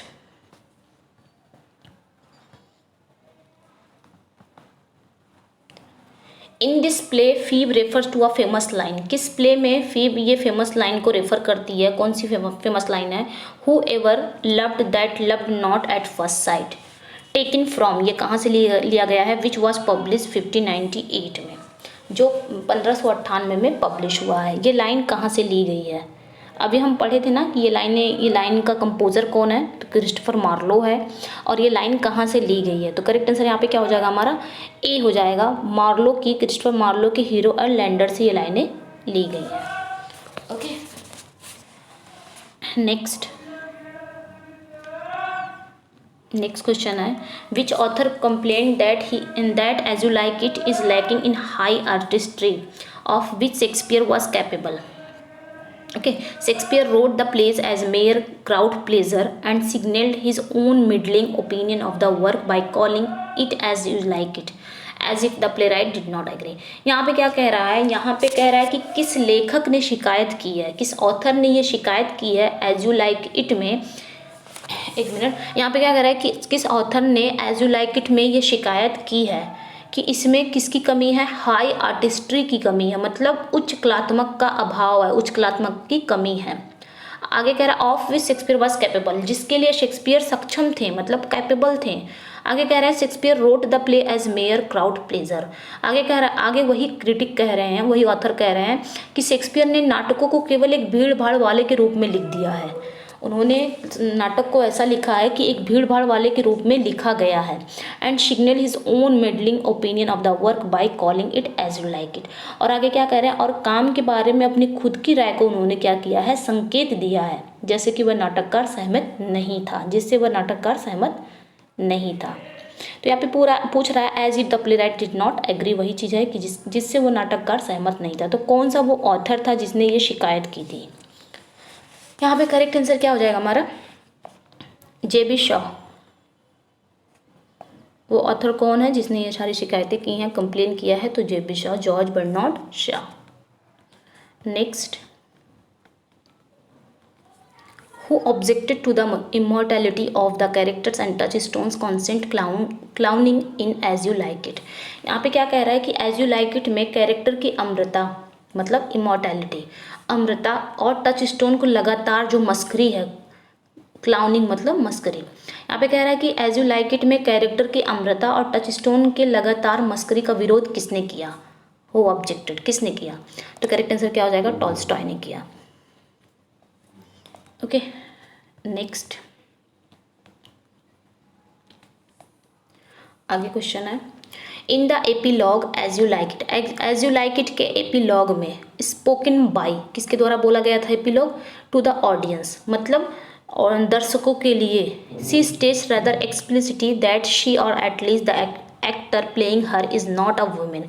कह रहा है यहाँ पे कि एज यू लाइक इट में जो उपसंहार यानी कि एपीलॉग में दर्शकों के लिए बोला गया है। अब किसी ने बोला है, अभी हम आंसर नहीं देखेंगे। यहाँ पे क्वेश्चन क्या कह रहा है कि यहाँ पे क्या कह रहा है कि एज यू लाइक इट में जो एपीलॉग है उसमें ऑडियंस के लिए बोला गया है। क्या बोला गया है, एपीलॉग बोला गया है, और उसमें वह सी स्टेट्स रेदर एक्सप्लिसिटी, वह स्पष्ट रूप से उसमें कहती है, क्या कहती है, दैट शी, कि वह at least the actor playing her, क्या कहती है, या कम से कम उसकी भूमिका निभाने वाली अभिनेत्री इज़ नॉट अ वुमेन, वह एक महिला नहीं है। तो पहली बात यहाँ पे करेक्ट आंसर क्या हो जाएगा, रोजालिन हो जाएगा। रोजालिन ही एपीलॉग बोलती है। अब यहाँ पे ये क्वेश्चंस क्या कह रहा है हमको समझ में आ जाना चाहिए। यहाँ पे क्या कह रहा है कि इन द एपीलॉग, यहाँ से हम लेते हैं in the epilogue as you like it spoken by Rosalind, ठीक है। रोजालिन द्वारा दर्शकों के लिए बोले गए उपसंहार, मतलब रोजालिन द्वारा दर्शकों के लिए बोले गए एपीलॉग में वह स्पष्ट रूप से कहती हैं, रोजालिन कहती है कि वह या कम से कम उसकी भूमिका निभाने वाली अभिनेत्री एक महिला नहीं है। ओके, ये बात कह रहा है। तो करेक्ट आंसर यहाँ पे रोजालिन हो जाएगा। आगे बढ़ते हैं, नेक्स्ट है ये क्वेश्चन चलते हैं। Ganymede tells Silvius to inform Phebe that Ganymede will never love Phebe until Phebe loves. यहाँ पे क्या कह रहा है कि गैनीमीड, यहाँ पे कह रहा है कि गैनीमीड ने सिल्वियस को फीब को सूचित करने के लिए कहा कि गैनीमीड कभी भी फीब से प्यार नहीं करेगा जब तक कि फीब प्यार ना करे। ओके, तो यहाँ पे करेक्ट आंसर क्या हो जाएगा? सिल्वियस। किससे वो डिलीवर करवाती है मैसेज? सिल्वियस से। नेक्स्ट, सॉरी, यहाँ पे क्या कह रहा है कि फीब अंटिल, जब तक कि फीब सिल्वियस से प्यार ना करे। ओके, ये आंसर है। तो करेक्ट आंसर यहाँ पे क्या हो जाएगा हमारा? C, Silvius. Next, a line consisting of one metrical foot. यहाँ पे क्या कह रहा है कि एक लाइन में जो एक मेट्रिकल फुट होता है उसे क्या कहते हैं? तो करेक्ट आंसर यहाँ पे क्या हो जाएगा हमारा? D, manometer. एक लाइन में सिर्फ एक ही मेट्रिकल फुट होते हैं उसे कहते हैं मोनोमीटर। मोनो मतलब ये होता है सिंगल मीटर। ओके, तो करेक्ट आंसर यहाँ पे क्या हो जाएगा? D. Next, Italian stanza form composed of 8 syllables line rhyming A B C C. यहाँ पे क्या कह रहा है कि जो इटालियन स्टैंजा है वो कंपोज है 8 लाइन से कंपोज है। 11 syllables लाइन है उसमें, जिसकी राइमिंग स्कीम क्या है? ए बी सी सी। तो करेक्ट आंसर यहाँ पे क्या हो जाएगा? ओटोवारिमा की बात कर रहा है इसमें। ओके, उसमें 8 होते हैं ना, 8 होते हैं और 11 syllable लाइन होते हैं। आगे देखते हैं, जिसकी राइमिंग स्कीम आपकी ए बी सी सी है। Next, in art and literature the act of describing animals and things having human feelings। यहाँ पे क्या कह रहा है? यहाँ पे कह रहा है कि कला और साहित्य में जानवरों में और चीज़ों को मानवीय भावनाओं के रूप में वर्णित करने का कार्य क्या कहलाता है? तो करेक्ट आंसर यहाँ पे क्या हो जाएगा? Pathetic fallacy. यहाँ पे पैथेटिक फैलेसी हो जाएगा। Next, who invented the term pathetic fallacy. Pathetic fallacy को किसने इन्वेंट किया था? तो करेक्ट आंसर यहाँ पे क्या हो जाएगा? जॉन रस्किन ने किया था। Next, a line of 10 syllables are 5 feet। मतलब एक लाइन है जो 10 syllables की है जिसे 5 feet भी कहते हैं। Each foot is compose of an unstress syllable. जो प्रत्येक फुट जो है वो अनस्ट्रेस सिलेबल में है, जो फॉलो करता है स्ट्रेस सिलेबल को। तो करेक्ट आंसर यहाँ पे क्या हो जाएगा हमारा? पहला ही है आयम्बिक पेंटामीटर है। आयम्बस है ना, जो पहला, उसमें 2 syllables होते हैं, पहला होता है अनस्ट्रेस, दूसरा होता है स्ट्रेस। तो यहाँ पे करेक्ट आंसर क्या हो जाएगा? आयम्बिक पेंटामीटर हो जाएगा। Next, a line of words poetry that has only 5 feet is called. मतलब पोइट्री की एक लाइन जिसमें सिर्फ 5 feet ही है उसे क्या कहते हैं? तो करेक्ट आंसर क्या हो जाएगा? पेंटामीटर। पेंटामीटर को ही 5 feet कहते हैं। 5 feet पेंटामीटर में ही 5 feet होते हैं। ओके, नेक्स्ट, तो यहाँ पे करेक्ट आंसर हमारा ए हो जाएगा। The anticipation and answering of possible objection in rhetorical speech. यहाँ पे क्या करा कि अलंकारिक भाषण में संभावित आपत्तियों की प्रत्याशा और उत्तर, उसे क्या कहते हैं? तो करेक्ट आंसर क्या हो जाएगा? प्रोलिप्सिस। प्रोलिप्सिस में क्या होता है? पूर्व अनुमान, पहले से ही अनुमान लगा लेना। मतलब कोई भी अलंकारिक भाषण में संभावित आपत्तियों की जो प्रत्याशा और उत्तर को हम क्या करते हैं? पहले ही अनुमान लगा लेते हैं, तो उसे कहते हैं प्रोलिप्सिस। तो करेक्ट आंसर यहाँ पे क्या हो जाएगा हमारा? A. Next, a line of poetic words that consist of 4 metrical feet. मतलब एक पोएटिक की लाइन है जो आपके 4 मेट्रिकल फीट से मिलकर बनी हुई है।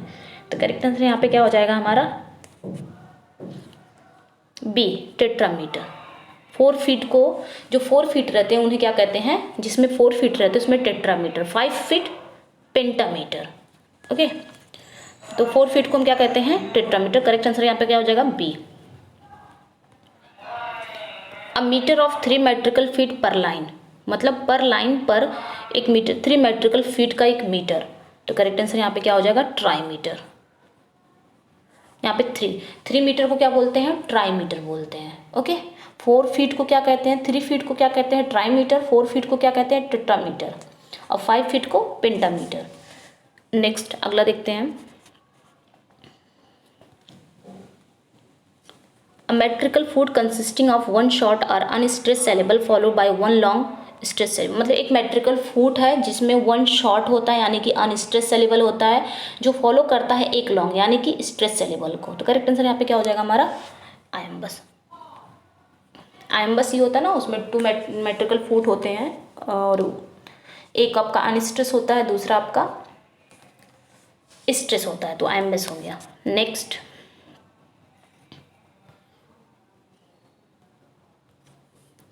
यहाँ पे क्या कह रहा है, non defining clauses. Non defining clauses क्या है देख लेते हैं। Add information that is not essential to the sentence's overall meaning, मतलब ये क्या करता है, इंफॉर्मेशन को ऐड करता है दैट इज नॉट एसेंशियल, जो कि एसेंशियल नहीं है सेंटेंस के ओवरऑल मीनिंग के। दूसरा कह रहा है इफ इट इज डिलीटेड, इसको अगर इसको डिलीट कर दिया जाता है the sentence would convey basically the same information. तीसरा कह रहा है non defining clauses are separated from the main sentence by comma.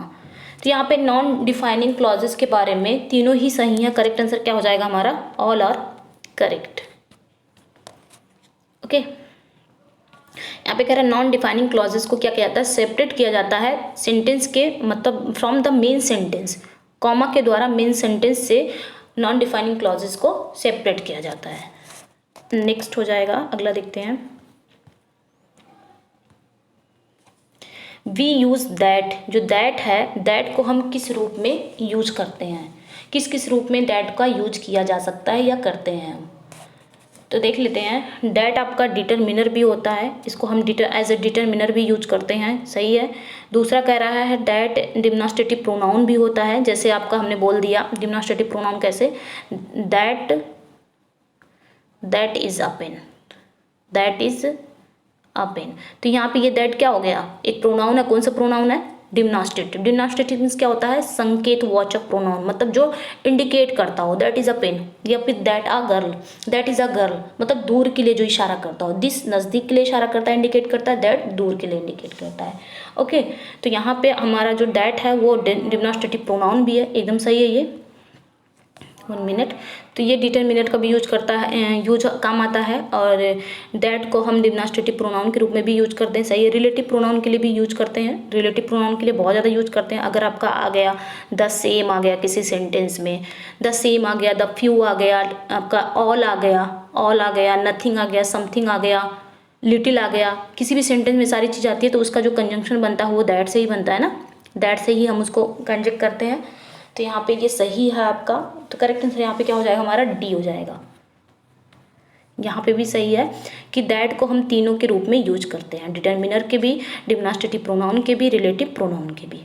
Okay तो करेक्ट आंसर यहाँ पे हमारा क्या हो जाएगा D, all of the above. आगे देखते हैं। Which of the following is a correct statement about relative pronoun. Relative pronoun के बारे में निम्नलिखित कौन सा स्टेटमेंट करेक्ट है, सही है। रिलेटिव प्रोनाउन देख लेते हैं इसको।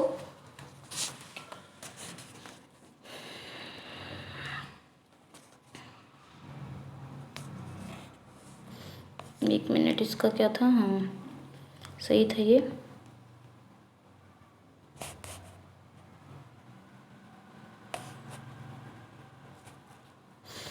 आगे चलते हैं। Which of the following is a correct statement, मतलब यहाँ पे कह रहा है कि रिलेटिव प्रोनाउन के बारे में कौन सा करेक्ट स्टेटमेंट है, तो ये देख लेते हैं, पहले पढ़ लेते हैं। Relative pronoun refers back to a noun a pronoun called its मतलब एंटेसिडेंट। रिलेटिव प्रोनाउन जो है वो बैक टू बैक नाउन या प्रोनाउन को रेफर करता है, सही है ये। दूसरा कह रहा है relative pronoun must be of the same number and person as its antecedent. Antecedent means क्या होता है, पूर्व पद, आने वाला जो पहला जो आपका नाउन या प्रोनाउन रहेगा उसी को बोलते हैं। तो यहाँ पे कह रहा है रिलेटिव प्रोनाउन क्या होते हैं, सेम नंबर और सेम पर्सन के लिए भी होते हैं, सही है। तीसरा क्या कह रहा है, relative pronoun referring back to a singular noun or pronoun must be followed a singular, मतलब जो रिलेटिव प्रोनाउन है वो एक सिंगुलर नाउन या सिंगुलर प्रोनाउन के लिए फॉलो होता है, जो एक क्या फॉलो करता है, सिंगुलर वर्ब फॉलो करता है। तो ये सभी सही है, करेक्ट आंसर क्या हो जाएगा all of the above. Okay यहाँ पे करेक्ट आंसर क्या हो जाएगा all of the above. Next, which of the following is a correct statement about a compound relative pronoun. Compound relative pronoun के बारे में कौन सा स्टेटमेंट करेक्ट है, देख लेते हैं इसको। पहला कह रहा है it acts as a subject object और एडवर्ब इट्स ओन क्लॉज, मतलब कह रहा है कि ये सब्जेक्ट ऑब्जेक्ट और एडवर्ब के रूप में कार्य करता है अपने ही क्लॉज में। क्लॉज क्या था हम जानते हैं ना, क्लॉज उसको बोलते हैं जिसमें एक सब्जेक्ट हो और एक वर्ब हो, दैट इज क्लॉज, इसी को कहते हैं क्लॉज। तो यहाँ पे यही कह रहा है कि यहाँ पे कह रहा है कि वो सब्जेक्ट और ऑब्जेक्ट और एडवर्ब अपने ही क्लॉज में सब्जेक्ट ऑब्जेक्ट और एडवर्ब के रूप में कार्य करता है। कौन? Compound relative pronoun. अच्छा, दूसरा क्या कह रहा है, it is also act as a conjunction joining its clause to the rest of the sentence, मतलब ये हमेशा क्या करता है, it also act as a conjunction के रूप में ये कंजंक्शन के रूप में भी काम करता है, जो ज्वाइन करता है अपने ही क्लॉज को बाकी सेंटेंस से। तो ये हमारा सही है, दोनों सही है। तो करेक्ट आंसर क्या हो जाएगा, both A and B. Okay, यहाँ पे दोनों सही है, पहला भी सही कह रहा है, दूसरा भी सही कह रहा है। तो यहाँ पे हम किस पे जाएंगे, सी पे जाएंगे। करेक्ट आंसर क्या हो जाएगा, सी। ओके, नेक्स्ट,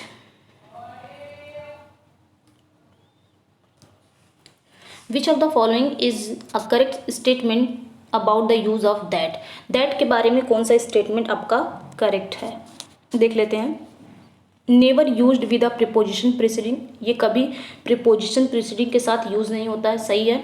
दूसरा कह रहा है आफ्टर द वर्ड्स, मतलब इन वर्ड्स के बाद। कौन सा वर्ड्स है, all, same, any, none, nothing. अभी हमने पढ़ा ना कि जब भी आपका किसी भी सेंटेंस में ऑल आ जाए, द सेम आ जाए, एनी आ जाए, नन आ जाए, नथिंग आ जाए, समथिंग आ जाए, एवरीथिंग आ जाए, द ओनली आ जाए, फ्यू आ जाए, लिटिल आ जाए, ये सारे वर्ड अगर आपके किसी भी सेंटेंस में आ रहे हैं तो उसमें हम दैट का यूज करते हैं। तो ये भी सही है, दूसरा भी सही है। सी कह रहा है after two antecedents, one denoting a person and the other denoting an animal or thing without life, मतलब टू एंटेसिडेंट के बाद हम किसको डिनोट करते हैं, एक पर्सन को, और दूसरे डिनोट करते हैं किसी एनिमल या थिंग को। तो ये भी आपका सही है। करेक्ट आंसर क्या हो जाएगा, दैट के लिए हम करते हैं ना ऑल ऑफ दीज, यहाँ पे करेक्ट आंसर क्या हो जाएगा, ऑल ऑफ दीज। यहाँ पे दैट के लिए सारे स्टेटमेंट सही हैं। नेक्स्ट,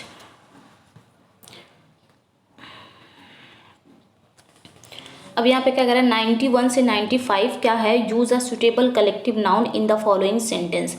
91 से 95 हमको सुटेबल कलेक्टिव नाउन फिल करना है, देख लेते हैं। पहला कह रहा है, एक मिनट, कलेक्टिव नाउन हमको यहाँ पे फिल करना है। तो पहला कह रहा है a dash of ant. Ant means क्या होता है, चींटी, मतलब चींटियों की झुंड को क्या कहते हैं। तो चींटियों के झुंड के लिए स्वार्म भी लगता है, चींटियों के झुंड के नेस्ट भी लगता है, the nest of ants, the swarm of ants, और स्वार्म मीन्स भी बेड़ा होता है, और द आर्मी ऑफ आंट्स। तो ये ग्रुप के लिए लगता है, तीनों ही सही है। तो करेक्ट आंसर क्या हो जाएगा, ऑल ऑफ द एबव। यहाँ पे स्वार्म जो है ना, ये रैबिट के भी लगता है, जो खरगोश होते हैं उनके लिए भी लगता है। ओके, तो यहाँ पे करेक्ट आंसर हमारा क्या हो जाएगा, डी। आगे बढ़ते हैं, दूसरा देख लेते हैं। यहीं पे 92 का क्या कह रहा है, a dash of singers. Singers के ग्रुप को क्या कहते हैं, तो सिंगर्स के ग्रुप को हम क्वायर बोलते हैं। क्या बोलते हैं, क्वायर, CHOIR, a क्वायर of singers, singers के ग्रुप को बोलते हैं। ओके, नेक्स्ट, यहीं पे इसको भी देख लेते हैं। A dash of partridges. Partridges means क्या होता है, तीतर। क्या होता है, तीतर। तीतर के ग्रुप को क्या कहते हैं, तो करेक्ट आंसर क्या हो जाएगा, कवरी, अ कवरी ऑफ पार्टरीज। यहाँ पे कवरी हो जाएगा। ओके, मतलब तीतर के ग्रुप को कवरी कहते हैं। Next, a dash of fish. Fish के ग्रुप को क्या कहते हैं, फिश का अगर कलेक्टिव नाउन बनाना है ग्रुप वाइज तो क्या होगा, शोल हो जाएगा, SHOL, बहुत इंपॉर्टेंट है ये फिश वाला, तो शोल हो जाएगा SHOL।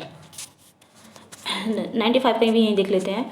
A dash of events. Events के ग्रुप को क्या कहते हैं, तो हम क्या कहते हैं, यहाँ पे क्या हो जाएगा, series, a series of events बोलते हैं ना। तो ये खत्म हो गया। नेक्स्ट आगे में बढ़ते हैं।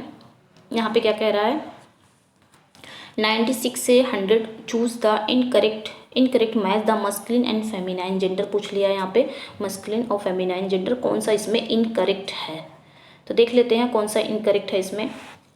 पहला है मस्कुलिन फेमिनाइन, एबॉट, एबॉट का एबिस सही है, ड्यूक का डचेस ये भी सही है फेमिनाइन जेंडर, एम्परर का एम्प्रेस ये भी सही है, गवर्नर का गवर्नमेंट नहीं होगा, गवर्नेस होगा, यही गलत है हमारा, बाकी सब सही है, डी ही हमारा गलत है। एक मिनट, इसको थोड़ा सा ऊपर करते हैं। तो हमारा गलत क्या हो जाएगा, गवर्नर का गवर्नमेंट नहीं होगा, गवर्नेस होगा। स्पेलिंग क्या हो जाएगी, GOVERNESS, गवर्नेस। ओके, ये हो जाएगा। नेक्स्ट आगे बढ़ते हैं।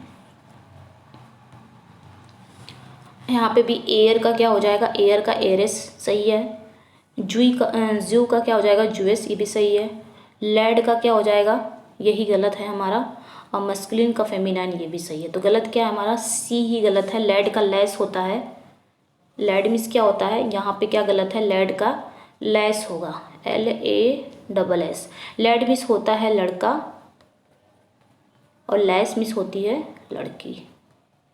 ओके, तो लेड का क्या हो जाएगा, लेस, LASS, लेस। आगे चलते हैं। तो आपके सी में ही एरर था। Next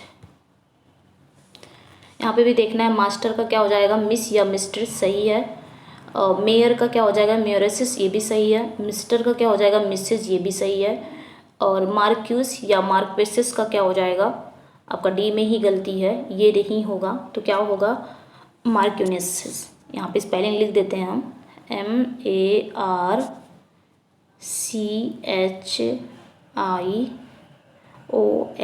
MARCHIONESS, मार्क्यूनेस। मार्क्विस का या मार्क्वेसिस का क्या हो जाएगा, मार्क्यूनेसिस। ओके, तो इसी में एरर था, आपके डी पार्ट में ही एरर था।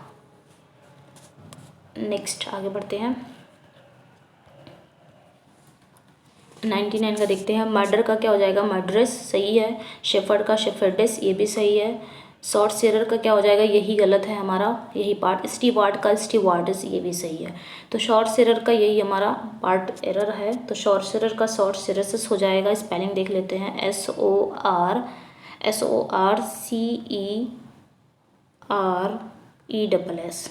ये हो जाएगा, SORCERESS, शॉर्ट सेरेस। ओके, तो इसी पार्ट में एरर था, सी पार्ट में एरर। नेक्स्ट यहाँ पे क्या हो जाएगा, प्रिंस का प्रिंसेस हो जाएगा, सही है। प्रॉफिट का प्रॉफिटस, ये भी सही है। प्रोसिक्यूटर, यही आपका गलत हो जाएगा। प्रोसिक्यूटर का प्रोसिक्यूटरिक्स हो जाएगा, ये गलत है। एडमिनिस्ट्रेटर का एडमिनिस्ट्रिक्स, ये सही है आपका, ये भी सही है आपका। सी पार्ट में ही एरर है। तो क्या हो जाएगा, यहाँ पे CUTRIX होगा। बाकी सारी स्पेलिंग सही है यहाँ पे, बस यहाँ पे RIX होना चाहिए, RIX होना चाहिए। ओके, PROSECUTRIX, बाकी स्पेलिंग यहाँ तक सही है, बस इस पे आई को हटा के क्या कर देना है, RIX कर देना है। तो इसी पार्ट में एरर था आपका, प्रोसिक्यूटरिक्स हो जाएगा। ओके, आगे बढ़ते हैं। What will be the suitable prefix for the word, इसमें आपको डिसेंट में आपको सुटेबल प्रीफिक्स जोड़ना है। तो डिसेंट मीन्स क्या होता है, बहुत ज़्यादा सौम्य, सीधा, बहुत सौम्य। तो यहाँ पे हम क्या जोड़ देंगे, इनडिसेंट। Okay, indecent. तो हम इसमें हम प्रीफिक्स क्या जोड़ देंगे, इनडिसेंट। नेक्स्ट आगे बढ़ते हैं। Strange friend, past, present and to be love deeplier understood, Tennyson का है। What special feature of construction do you find in the lines above, इसमें स्पेशल फीचर हम क्या कर सकते हैं, हम क्या फाइंड कर सकते हैं इस लाइन में। तो करेक्ट आंसर यहाँ पे क्या हो जाएगा, C, omission of a part of speech. Next अगला क्या कह रहा है, ask dash me tomorrow and you shall find me a grave man. Ask for me हो जाएगा, यहाँ पे प्रेपोजिशन क्या फिल होगा, आस्क फॉर मी। दूसरा भी यही देख लेते हैं, it is a translation dash Horace Ars Poetica, ये होरेस अर्स पोटिका क्या है, ट्रांसलेशन है। तो क्या आ गया यहाँ पे, ऑफ हो जाएगा। करेक्ट आंसर क्या हो जाएगा, of, D. Next, my friend came all the way from Kathmandu to congratulate me dash my success. Congratulate के साथ हमेशा हम क्या लगाते हैं, ऑन लगाते हैं। तो करेक्ट आंसर क्या हो जाएगा, डी हो जाएगा। ओके, कंग्रेचुलेशन कहीं भी हम कॉन्ग्रेचुलेट के साथ हम क्या लगाते हैं, ऑन प्रीपोजिशन यूज़ करते हैं। तो क्या हो जाएगा, my friend came all the way from Kathmandu to congratulate me on my success. Okay, ये फिक्स्ड है, कंफ्यूज मत होइएगा। आगे चलते हैं। The cat is hiding dash us, जो कैट है वो छुप रही है किससे, हमसे, फ्रॉम अस। करेक्ट आंसर क्या हो जाएगा, from us. Next, silk worm feed dash mulberry trees, तो यहाँ पे करेक्ट आंसर क्या हो जाएगा आपका, B, silk worm feed on mulberry trees. Next, a state of financial distress in which a person or business is unable to pay their debt।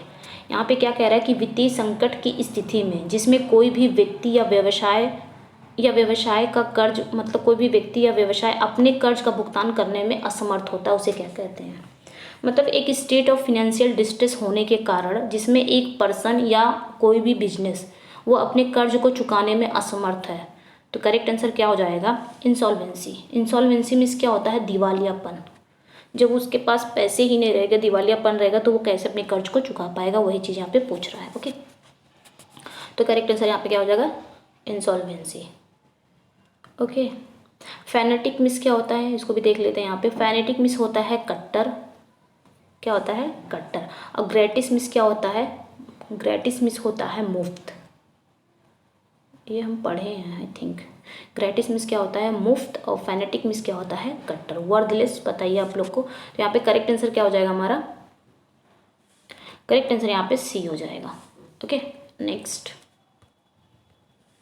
One who does not good to ones fellow man, वह जो अपने साथी पुरुष से अच्छा होता है, मतलब अपने साथी पुरुष के साथ अच्छा होता है, उसे क्या बोलते हैं, फिलेंथ्रोपिस्ट। फिल मतलब क्या होता है, प्रेम, एंथ्रो मतलब मानव जात से, IST लग गया, द पर्सन हो, मतलब जो मानव जात से ही प्रेम करता हो उसे बोलते हैं फिलेंथ्रोपिस्ट। ओके, ओपेक मिस क्या होता है, और भी देख लेते हैं ऑप्शन। ओपेक मिस होता है अनक्लियर, मतलब अस्पष्ट, क्या होता है, अस्पष्ट, या फिर आप बोल सकते हैं इम्प्लिसिट। अनक्लियर भी बोल सकते हैं, इम्प्लिसिट भी बोल सकते हैं, या डार्कली बोल सकते हैं, ओपेक हो गया। और आपका फिलिस्टाइन क्या होता है, यह अशिक्षित होता है, one who does not know art and literature, that is called Philistine. Okay, philologist, philologist means क्या होता है, भाषाविद, इसको आप बोल सकते हैं लिंग्विस्ट, क्या बोल सकते हैं, लिंग्विस्ट, लिंग्विस्ट बोल सकते हैं, या फिर स्कॉलर बोल सकते हैं। ओके, तो करेक्ट आंसर यहाँ पे हमारा क्या था, वो जो अपने साथी पुरुष के साथ अच्छा होता है यानी कि प्रेम करता है उसे फिलेंथ्रोपिस्ट कहते हैं। Next, a name assumed by a writer और अ फॉल्स मैन, मतलब एक राइटर के द्वारा एक फॉल्स नेम को अज्यूम कर लेना, उसे क्या बोलते हैं। तो करेक्ट आंसर यहाँ पे क्या हो जाएगा हमारा, डी, स्यूडोनिम बोलते हैं।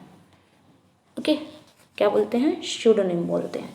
लाई मीन्स झूठ होता है, एनोनिमस आपको पता ही है। पोर्टेबल मीन्स क्या होता है, जो ले जाने के योग्य है, कोई भी चीज़ हम कैरी कर ले जाते हैं उसी को बोलते हैं पोर्टेबल। ओके, तो यहाँ पे करेक्ट आंसर क्या था हमारा, डी, यहाँ पे करेक्ट आंसर क्या था, डी। आगे बढ़ते हैं, यहाँ पे आपका पैसेज आ गया है 111 से 116, यहाँ पे आपका पैसेज आ गया है। Read the following passage carefully and answer the questions that follow. आप लोग पॉज करके या फिर इसको स्क्रीनशॉट ले सकते हैं पैसेज को, इसको अच्छे से प्रैक्टिस सेट कर लिया करें और आंसर मिला लिया करें। अब PDF में आपको आंसर भी दे दिया जाएगा। ओके, जो कोई भी आंसर थोड़ा सा गलत होगा उसको रेक्टिफाई कर दिया जाएगा। आगे देखते हैं, इसको आप लोग स्क्रीनशॉट ले लीजिए।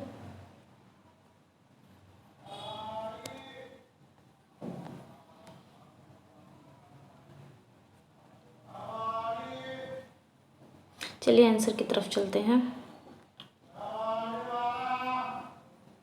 वैसे आपको PDF प्रोवाइड करा दी जाएगी।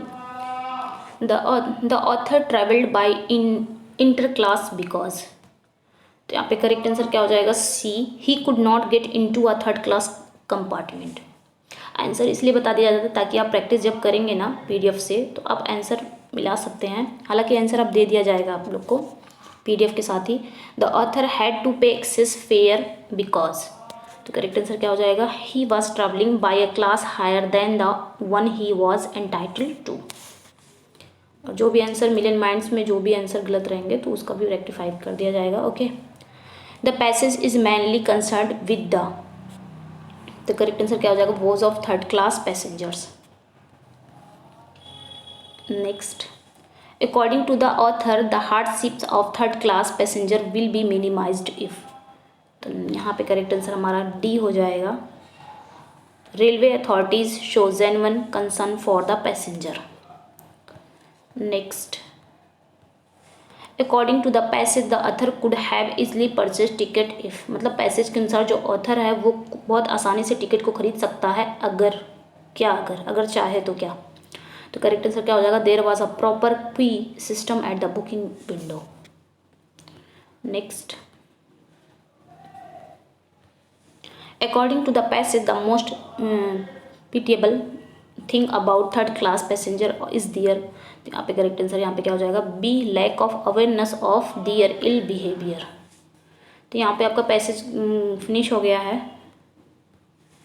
अब यहाँ से आपको क्या करना है, 117 से 120 आपको करना है find incorrect one word substitute आ गया है यहाँ पे 117 से 120। देख लेते हैं इसको आप लोग नोट डाउन कर लिया करें अपने नोटबुक में याद करने के लिए, क्योंकि एक के साथ कई वन वर्ड सब्स्टिट्यूट यहाँ पे मिल जा रहे हैं। ओके, देख लेते हैं इसको, यहाँ पे देख लेते हैं इसको थोड़ा सा ऊपर करते हैं, 1 मिनट। 117 का क्या कह रहा है, 1 मिनट, इसको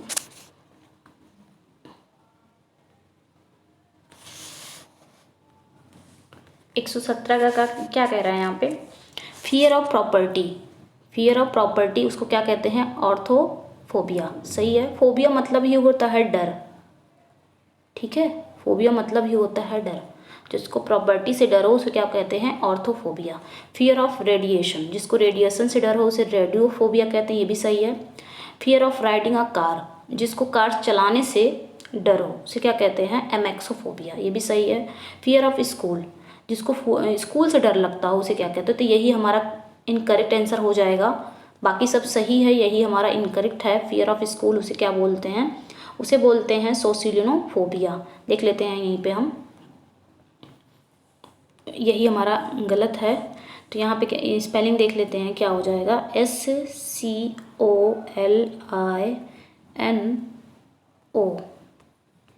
फोबिया, ठीक है, सोसिलिनोफोबिया इसे ही बोलते हैं। फियर ऑफ स्कूल को क्या बोलते हैं, सोसिलिनोफोबिया। इसको नोट डाउन कर लीजिएगा आप लोग। आगे बढ़ते हैं, इसमें यही एरर था फियर ऑफ स्कूल में। 118 का देखते हैं। पहला कह रहा फियर ऑफ सेक्स, जिसको सेक्स से फियर लगता है उसे जेनोफोबिया बोलते हैं। फियर ऑफ स्पीकिंग, जिसको बोलने से डर लगता है उसे लैलोफोबिया कहते हैं, ये भी सही है आपका। और फियर ऑफ स्पीड, जिसको स्पीड से डर लगता है उसे क्या बोलते हैं, टैकोफोबिया। ओके, फियर ऑफ वाटर, जिसको वाटर से डर लगता है उसे क्या बोलते हैं, उसे बोलते हैं हाइड्रोफोबिया। हाइड्रा मतलब ही होता है वाटर, तो उसे क्या बोलते हैं, हाइड्रोफोबिया। 1 मिनट, तो हमारा एरर किस में था, इसी में एरर था, फियर ऑफ वाटर, तो यहाँ पे क्या हो जाएगा, हाइड्रोफोबिया।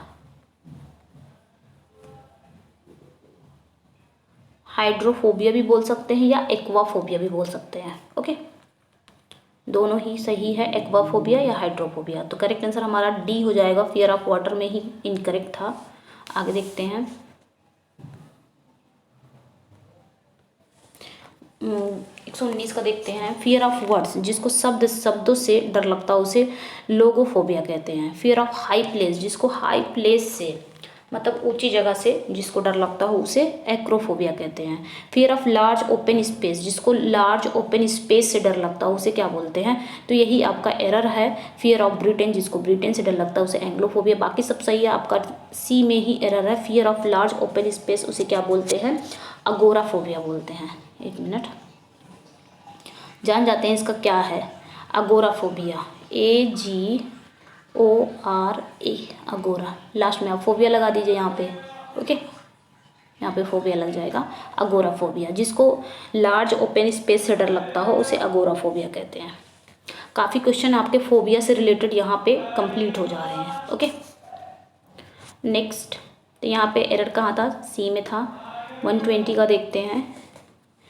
यहाँ पे क्या कह रहा है, fear of lighting thunder and storm, जिसको लाइटिंग थंडर एंड स्टॉर्म जैसे आंधी तूफान, बहुत ज़्यादा बिजली चमकना कड़कना, उससे डर लगता है, उसे एस्ट्रोफोबिया कहते हैं। सही है। फियर ऑफ बुक्स, बिब्लियोफोबिया, ये भी सही है, जिसको बुक्स से किताबों से डर लगता हो, ये भी सही है। फियर ऑफ हैंड्स, यही आपका गलत है। ये क्या कह रहा है, fear of small narrow and enclose place, मतलब छोटी जगह, जो पतली जगह, जो बंद जगह हो, उसको क्लस्ट्रोफोबिया कहते हैं, ये भी आपका सही है। तो गलत क्या है, फियर ऑफ हैंड्स, जिसको हाथों से डर लगता हो उसे क्या कहते हैं। तो यहाँ पे करेक्ट आंसर यहाँ पे आप क्या हो जाएगा, चिरोफोबिया। इसको देख लेते हैं। आपके एरर पार्ट यही है, चिरोफोबिया, CHIRO, चिरोफोबिया। ओके, तो इनकरेक्ट किस में था, सी में था। आगे बढ़ते हैं। अब यहाँ पे क्या करना है, डायरेक्शन है 121 से 122 में क्या करना है, फाइंड द फॉरेन एक्सप्रेशन। यहाँ पे फॉरेन वर्ड आ गया है, कौन सा उसमें बताना है, कौन सा करेक्ट है, यानी कि 3 सही होगा, 1 गलत होगा। यहाँ पे भी आपके फॉरेन वर्ड भी यहाँ पे तैयार हो जा रहे हैं, चारों ही समझो तैयार हो जा रहे हैं, क्योंकि मैं बता दे रही हूँ, जो गलत है उसका भी बता दे रही हूँ आप लोग को कि गलत है तो यहाँ पे क्या आना चाहिए। तो आपके चारों ही तैयार हो जा रहे हैं, चाहे वो 1 वर्ड हो गए या आपके एक्सप्रेशन वर्ड हो गए, फॉरेन वर्ड हो गए। ओके, देख लेते हैं। बिल्डिंग्स रोमान मतलब पर्सनल डेवलपमेंट नॉवल, सही है।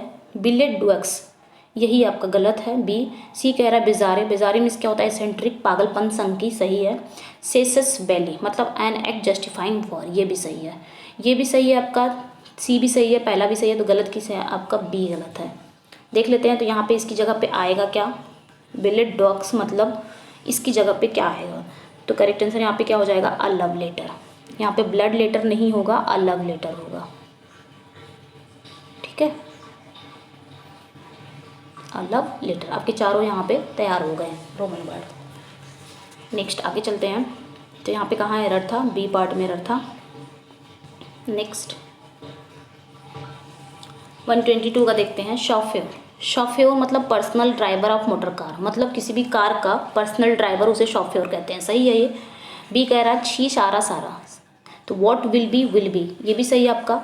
सी कह रहा है कॉगिटो एगो सम मतलब I think therefore I exit, ये भी आपका सही है। डी कह रहा है कॉमे सी कॉमे का, इसका मतलब यही आपका गलत हो गया। तो देखते हैं इसका क्या मतलब है। 122 का डी गलत है, कॉमे सी कॉमे का, इसका मतलब होता है आपका कॉमे सी कॉमे का neither cool nor bad, neither cool nor bad, ना ही कूल ना ही मतलब ना ही आपका कूल ना ही बैड, ये हो जाएगा कॉमे सी कॉमे मतलब क्या होता है, neither cool nor bad. Okay, और इसका कहीं कहीं सो भी दिया हुआ है, इसको देख लीजिएगा आप लोग क्या सही है। यहाँ पे सो भी दिया जाता है और नीदर कूल नॉर बैड ये भी है। ओके, तो करेक्ट आंसर यहाँ पे हमारा क्या किस में एरर था, आपका 122 का डी में एरर था। क्यों एरर था ये भी हम देख लिए, तो आपके 4 वहाँ पे तैयार हो जा रहे हैं। अगला क्वेश्चन है विच of the following is not a kind of noun, कौन सा नाउन का प्रकार नहीं है इसमें। तो करेक्ट आंसर यहाँ पे क्या हो जाएगा हमारा, डी ही हो जाएगा। इम्प्रेसिव नाउन नहीं होता है, इम्प्रेसिव नाउन नहीं होता है यहाँ पे। ओके, बाकी नाउन के प्रकार आपके होते हैं सब कुछ, कॉमन नाउन, प्रॉपर नाउन, लेकिन इम्प्रेसिव नाउन नहीं होते हैं। आगे देखते हैं। Which of the following is a distributive pronoun, इसमें कौन सा डिस्ट्रीब्यूटिव प्रोनाउन है। डिस्ट्रीब्यूटिव प्रोनाउन जो आपके किसी नाउन से पहले आते हैं, डिस्ट्रीब्यूटिव प्रोनाउन। ओके, जैसे ये आपका देख लीजिए, पहला क्या है, each every, either neither, every one none any, तो ये सभी आपके डिस्ट्रीब्यूटिव प्रोनाउन है। तो करेक्ट आंसर क्या हो जाएगा आपका, ऑल ऑफ दी एबव। यही आपके किसी नाउन से पहले आ गया अगर ना, जैसे ईच गर्ल, हमने बोल दिया ईच गर्ल, एक मिनट, अगर हमने यही चीज़ बोल दिया ईच